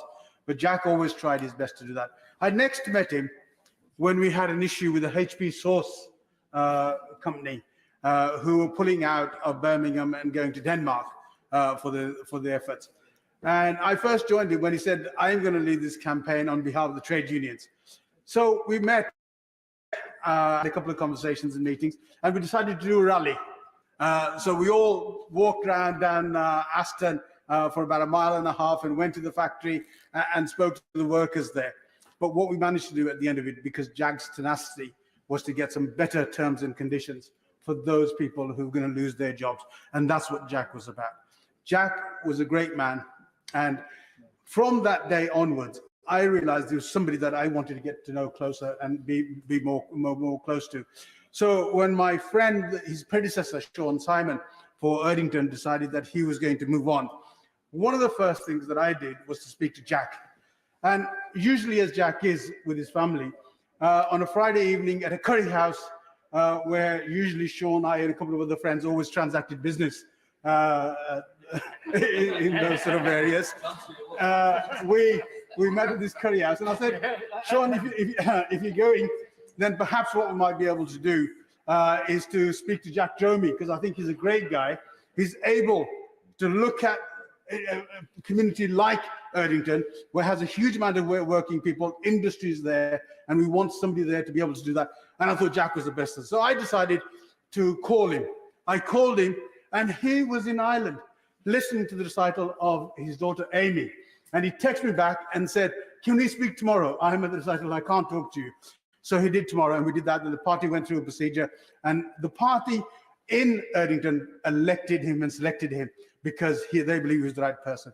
Jack, always at the forefront. Recently, when we had the death of John Reed, a young lad who was stabbed to death, we all turned up.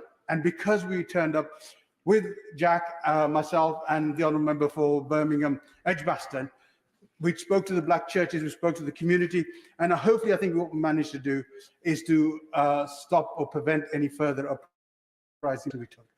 Jack was always there for the community. He was always there for me. When I'd get frustrated with the local authorities and some of the issues that were held there, the following day, he'd either call me up or come and see me at Port Cully's house and try and explain to me how I should move further forward. In conclusion, Mr. Speaker, my condolences to the Mother of Parliament, to Joe, to Jack, and to Amy. And I would just say one last thing to change an adage around. Behind every strong woman, there's a strong man. May Jack rest in peace. Dame Langela Riedel. Thank you very much, Mr. Speaker, and I want to pay a very short tribute, because we've heard so much from all sides of the House which encompasses so accurately Jack's many, many qualities. I just wanted to say that when he came to this House, he was fully formed as a political activist, as one of the greatest trade unionists of his generation, as someone who had the abilities to ensure that social justice was advanced, who never gave up, who was optimistic, who loved and was proud of his wife, and who was a feminist before many of us knew what that word meant, and unashamed to be Mr. Harriet Harman.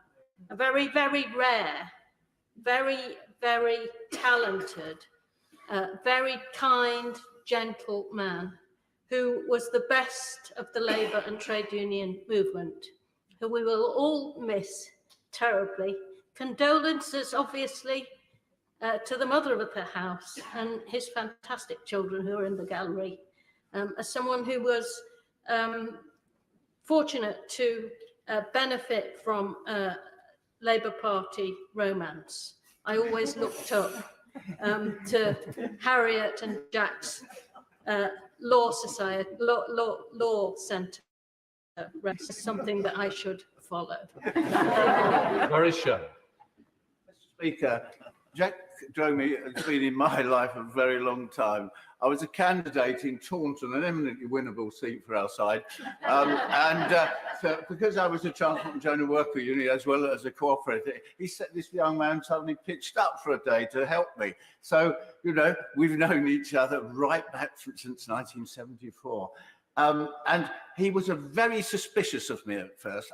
He was a university academic, and, you know, standing as a Labour candidate. He was really suspicious. He then found out I'd served an apprenticeship in a paint factory, ICI in Slough, and we became great friends. And ever since that day, we've worked on the manufacturing. We started the all-party manufacturing group. We've done wonderful campaigns together. You know, he wasn't just a colleague or a comrade. He was a mate. I still come in here on a Thursday morning, and there's a Thursday morning club where we, you know, when you're serious about politics, you're here on a Thursday to make the leader of the House of life's misery. and we used to worry, and Jack was there. I still see Jack there, Mr. Speaker, because he was so warm and generous, and he had a way of worming things out of you.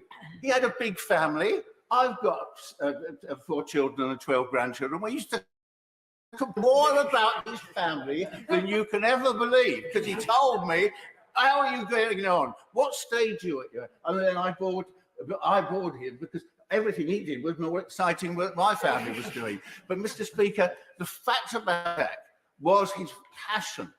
I was a passionate, always, as chair of the Education and Skills Select Committee in the Children's School, on children's issues. He was passionate about our families and children, and he once said to me, Barry, if you're a member of Parliament, you care about the job, you can't bear to think of a child in your constituency going to bed tonight with nothing in their tummy. He was compassionate, he was funny, he was wise. And, you know, I was with him with John Swift one night when we raised a glass of champagne and said, nothing but the best is good enough for the workers. Jack, we love you, miss you, and we'll work to be even better than we are because of you. Thank you, Mr. Speaker. I first met Jack as a young researcher working for the then MP Una King, and he was at the Transport and General Workers Union. She had secured a private members bill to ensure that cowboy contractors didn't do shoddy work in council homes and that they didn't treat their staff badly. But she had double booked for a meeting with senior officials, which was not uncommon for her. And I was terrified that because she told me I had to go and sit in and work out what this bill should contain. And she said, don't worry, Jack Dromey will be there. Let him do the talking. And of course, fast forward, Jack mobilized the business community, the trade unions, got the government to support our bill. And despite the fact that the private members bill didn't get through, government supported it. And she and Jack and others managed to change many thousands of people's lives by improving the kind of work that's done in council homes. That legacy continues up and down the country, including in my constituency. And I often look at those blocks of flats and I think if Jack and others hadn't done that work, then people's lives would have been much worse. When I arrived in Parliament, Jack was always there, like others have said, providing constant encouragement. And I was going through very tumultuous times in my constituency, managing the politics there, but he would have very, very encouraging words, constantly giving me confidence, constantly supporting me whenever I needed it. In his last speech at Westminster Hall, which I had the privilege of chairing, he said the bravery of our service personnel and government officials who stayed on the ground in Kabul at great personal risk during Operation Pitting represented the best of Britain. He told the government how important it was to act to protect Afghani people for what they did. Jack represented the best of British, the best of our country. He is greatly missed by all of us. He was family to me, and I know to all of us across this house and in his constituency. My thoughts are with the mother of the house and his family. Jack will be greatly missed, but he will always live in our memories and in what we go on to do. That's his legacy. Thank you very much, Mr. Speaker. Jack Dromey had a fierce heart for justice. Combined with his inherent kindness and decency, he was able to achieve so much for so many, and we've heard much about that today. I want to pay tribute to Jack on behalf of my constituents. When Jack wasn't in Birmingham Erdington, Jack's home was in Dulwich and West Norwood. He and the mother of the house are familiar figures in our community, valued and faithful supporters of our local independent businesses, kind and generous neighbours, friends to so many. A few weeks before Christmas, I spotted from my car the lovely scene of a pair of grandparents taking a grandchild for a walk before realising some moments later that this was Jack and the mother of the house. Since Jack's untimely death, so many of my constituents have expressed their shock and sorrow and have told me how much they will miss Jack. Secondly, and briefly, Mr. Speaker, I want to pay tribute to Jack as a tireless champion of early years education and maintained nursery schools in particular. Jack understood the transformative impact that high quality early years education can have on reducing inequality and disadvantage. And he understood that every child, no matter their background, deserved the best. As a recently appointed Shadow Minister for Children and Early Years, I've spent the last few weeks meeting with people who work with small children. So many have mentioned Jack's powerful advocacy for their profession and how much he will be missed. Jack was a friend to all of us, especially to colleagues with less experience, to whom he offered support, a listening ear, and always wise counsel. Jack is irreplaceable, most of all to his family and to the mother of the house, for whom there is so much love in my constituency of Dulwich and West Norwood and across the wider Lambeth and Southwark Labour family. Thank you very much. Mr. Speaker, I think we all thought that Jack would always be here because the whole of his life was devoted to being there for others. The workers that he represented, the constituents he's so proud to serve, and the family that he loved. And I simply want to say this: it was such a privilege to be at his funeral on Monday. And we've heard his children spoke so beautifully, with so much love and joy about their father. And I'm absolutely certain that he was looking down on them from on high, bursting with pride. And amid the laughter and the smiles and the tears and the stories, there was a moment in the service when a shaft of sunlight came through the window and illuminated the nave. And I like to think that it was illuminating also the essential truth about Jack's life. Although it was cut short, he used every single day that he had in trying to build a better world. Oh, what an example for the rest of us to follow. I'm now going to bring in the mother of the house, the Right Honourable Harriet Harman, and just say, Harriet, this just shows the house can be at its best.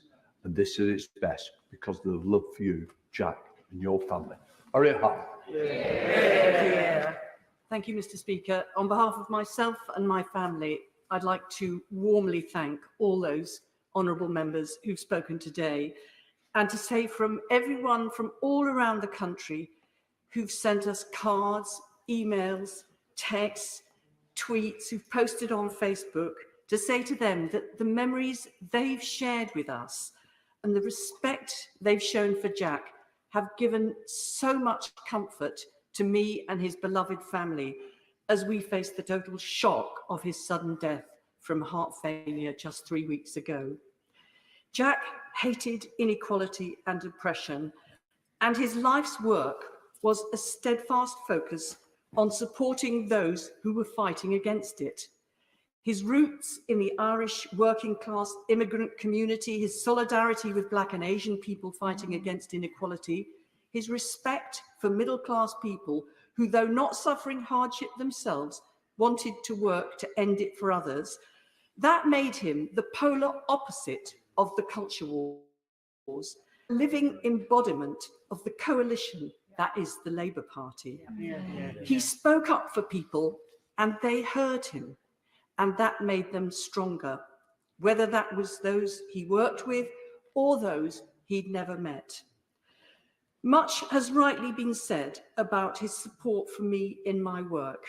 It was phenomenal and it was unswerving. But it was not just because I was his wife, it was a matter of principle. Jack believed that men should support and respect women, and he detested men who he saw holding their wives back in their own self-interest. For all of us who received it, Jack's support was a superpower. It made us all walk taller.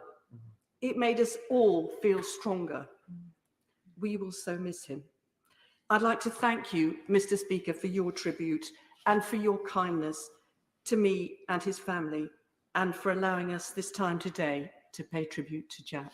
Thank you. We now come to the urgent question. I'll let people just leave for a second before I start. Yeah. All right.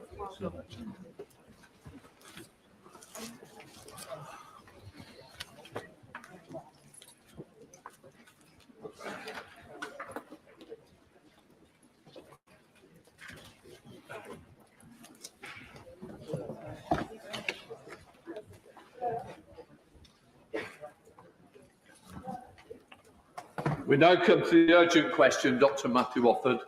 Home Secretary to make a statement on the Independent Office for Police Conduct report on police officers' conduct at Charing Cross Police Station. Mr. Speaker, as the House is aware, the Independent Office for Police Conduct yesterday published the findings of an investigation into bullying and discrimination within Charing Cross Police Station between 2016 and 2018. The report makes for extremely disturbing reading. It describes abhorrent behaviour and misogynistic, racist and homophobic communications between officers that appear to have become commonplace. On a personal note, Mr. Speaker, as somebody who knows the Met well, I cannot begin to describe my horror at the revelations in the report. It is right that individuals who have been found to have committed gross misconduct have been dismissed and cannot rejoin policing. However, this is obviously about more than individuals. It's about how a toxic culture can develop and fester in parts of a police force, a culture that is allowed to go unchallenged until a brave officer blows the whistle or a message is discovered on an officer's phone. These events have a corrosive impact on public trust in policing and undermine the work of thousands of diligent and brave police officers who keep us safe every day. I am grateful for the work of the IOPC in investigating these allegations, and I expect the Metropolitan Police Service and the Mayor of London to implement recommendations of this report as soon as practically possible. We are taking action to address these issues also. The Home Secretary has established the Angelini inquiry. This has now started, and Dame Eilish is examining the career of Sarah Everard's killer. While focused on that case, she will be considering whether the culture in the places where Sarah's murderer worked meant that alarm bells did not ring earlier. And of course, in the second part of her inquiry, we expect a light to be shone on wider policing, including on those cultural issues. In addition, at the Home Secretary's request, Her Majesty's Inspectorate of Constabulary and Fire Arrests is currently inspecting forces across England and Wales to judge their vetting and counter-corruption capabilities. As part of this, we've specifically asked them to look at how forces are ensuring that misogyny and sexism are identified and dealt with in the workplace. We are also working closely with the National Police Chief Council to ensure professional standards on social media use for all police officers. Being a police officer is an honour, conferring a special status on those who serve. The findings of the IOPC's report are shaming for those who have abused that honour and for the Metropolitan Police. Standards must be raised. The precious bond of trust between the public and the police depends upon it. Dr. Matthew Offord. As a London MP, there are few opportunities to seek answers on the performance of the Metropolitan Police, so I'm grateful for you granting this urgent question, Mr. Speaker. The publication of the report by the Independent Office for Police Conduct joins the list of misdemeanours that have occurred in the Met in recent years. The IOPC opened its investigation in March 2018 following claims that an officer had sex with a drunk person at a police station. This in itself is a criminal offence and is even more shocking following the rape and murder of Sarah Everard by a serving police officer less than a year ago. The report says officers searched social media with the intention of having sex with people they have made contact with through being a victim of crime. This is an egregious breach of trust and with the problem must be addressed immediately. Officers were found to have sent messages to a female on a shared group chat saying, "I would happily rape you, and if I was single, I would happily chloroform you." Other officers gleefully boasted about their behaviour by sending messages including, "You ever slap your missus? It makes them love you more. Seriously, since I did that, she won't leave me alone. Knock a bird about and she will love you. Human nature." It surely is not. The investigation uncovered evidence in relation to bullying, violence towards women, perverting the course of justice, discriminatory language, and other inappropriate behaviours. The range and severity of these messages demonstrate they are not humorous comments, but evidence of a sinister and obnoxious culture that has pervaded the very organisation and individuals who are supposed to uphold the law. Worst of all, it tarnishes the reputation of all the decent, hard-working employees of the MPS. And where is the Mayor of London in all this? Recently, we heard his comments on the cost of living, accusations about the Prime Minister, Brexit, levelling up, drug decriminalisation, everything except on what he's responsible for, the policing of London. While more young people are murdered on the streets of London and police officers commit crimes, we need leadership on keeping London safe, and that is not happening. So can I ask the Minister if he will firstly look at the Sexual Offences Act 2003 with a view to changing the law so that any person who is in a position of trust with any other persons, regardless of their age, commits a criminal offence if they seek to involve the other person in sexual activity. Secondly, to expand and speed up Baroness Casey's review into the Metropolitan Police's culture and standards, to take into account behaviours outside the realm of the workplace, so that proper background checks are made on the appointment of MPS staff in all departments, including the MO7 task force. And finally, can I ask him to seek the establishment of a confidential complaint system in the MPS so that whistleblowers, particularly women, can raise their concerns without being subjected to threats, intimidation, coercion, and abuse by others. Confidence in the MPS is incredibly low following a number of abuses. If the public have confidence in those who police them, then that really would be a crime. Well, Mr. Speaker, can I share the honourable member's horror at the specific publication of some of those messages? They really are abhorrent. And as I understand it, the unit that's being investigated has since then been disbanded, and quite rightly so, with disciplinary action following. On his specific request on the offence, I'm certainly happy to look at that particular suggestion and explore it further as a possibility. In terms of the Casey review, he is quite right that Dame Louise Casey obviously has been appointed by the Metropolitan Police Commissioner to examine cultural issues within the force. That obviously started with the appalling killing of Sarah Everard and the consequences thereof, but I am sure that, knowing her as I do, that she will be looking closely at all these issues as they unfold, sadly, on an almost weekly basis in the newspapers. I have asked today for a meeting with Dame Louise so I can understand exactly where her inquiry is going and establish for myself that it will fit neatly with the work we are doing through the Inspectorate and indeed the Angelini inquiry into wider issues of culture in the Met and elsewhere. And in terms of the establishment of whistleblowing systems, one of the specific requests we've asked of the inspector, look at all the police forces across the United Kingdom, is to make sure that there are adequate whistleblowing facilities, if you like, or the processes there that will allow officers who want to call out bad behaviour to do so with confidence. But again, it's worth saying, Mr. Speaker, that while you can, Madam Deputy Speaker, my apologies, while you are, it is possible to put in place processes and practices and manuals and training, and we could do our best to train police officers and to instill in them the right values. Never more important than now, as we're having such a huge influx of new young police officers waiting to be filled with the right kind of values. It still does point to a culture of leadership, where leadership makes it clear that this kind of behaviour is not to be tolerated, where leadership can project the confidence to officers to step forward and call out bad behaviour in this kind of and whatever the processes you put in place, unless the wider leadership of UK policing is able to project that confidence, then I think we will fail in our mission. Shadow Minister Sarah Jones. Thank you, Madam Deputy Speaker. Can I associate myself with the comments from the Minister, in particular thanks to the IOPC for this report. The behaviour outlined in the IOPC report is truly appalling. As a woman and a mother, I found it chilling. Shameful behaviour like this undermines policing and threatens public trust. The Metropolitan Police must accept and urgently implement the 15 recommendations from the IOPC. This sadly isn't just an issue in London. There have been disgraceful cases involving misogyny or racism among officers in Sussex, Hampshire, Leicestershire and Scotland. Ministers will know about these. We've been aware of them for some years.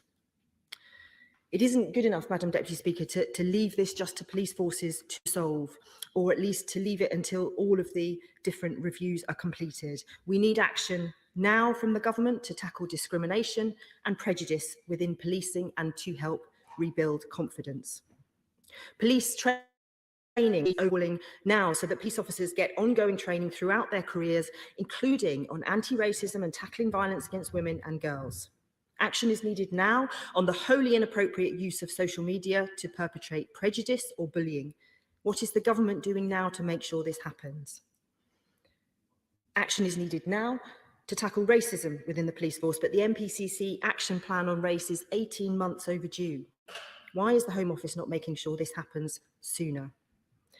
The Home Office inquiry after the murder of Sarah Everard is still non-statutory, meaning it still doesn't have the full range of powers.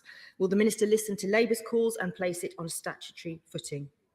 And if the government wants to show that it believes in tackling misogyny at a time when rape charge rate has fallen to a record low of 1.3%, will finally commit now to make violence against women a strategic policing requirement? In the police is absolutely fundamental to protecting victims, catching criminals and keeping our communities safe. We all want the police to be the best that they can be. Victims deserve it, the public deserve it, and all good police officers deserve it. We need a plan from government to make sure this happens. The Metropolitan Police Commissioner must now spend every minute of her remaining time working to make the best that it can be. That means tackling serious violence, violence against women and girls, and getting prosecution rates up. But it also means a relentless focus on raising standards. Nothing less will do. Minister.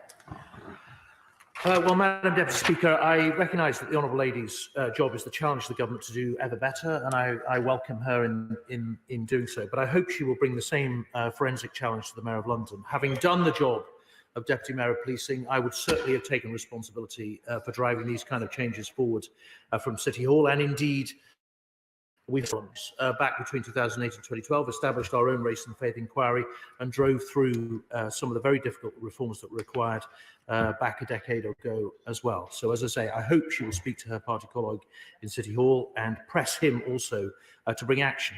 And while she is right to urge us into ever greater action on these matters, I know she recognises that there is plenty of work ongoing already.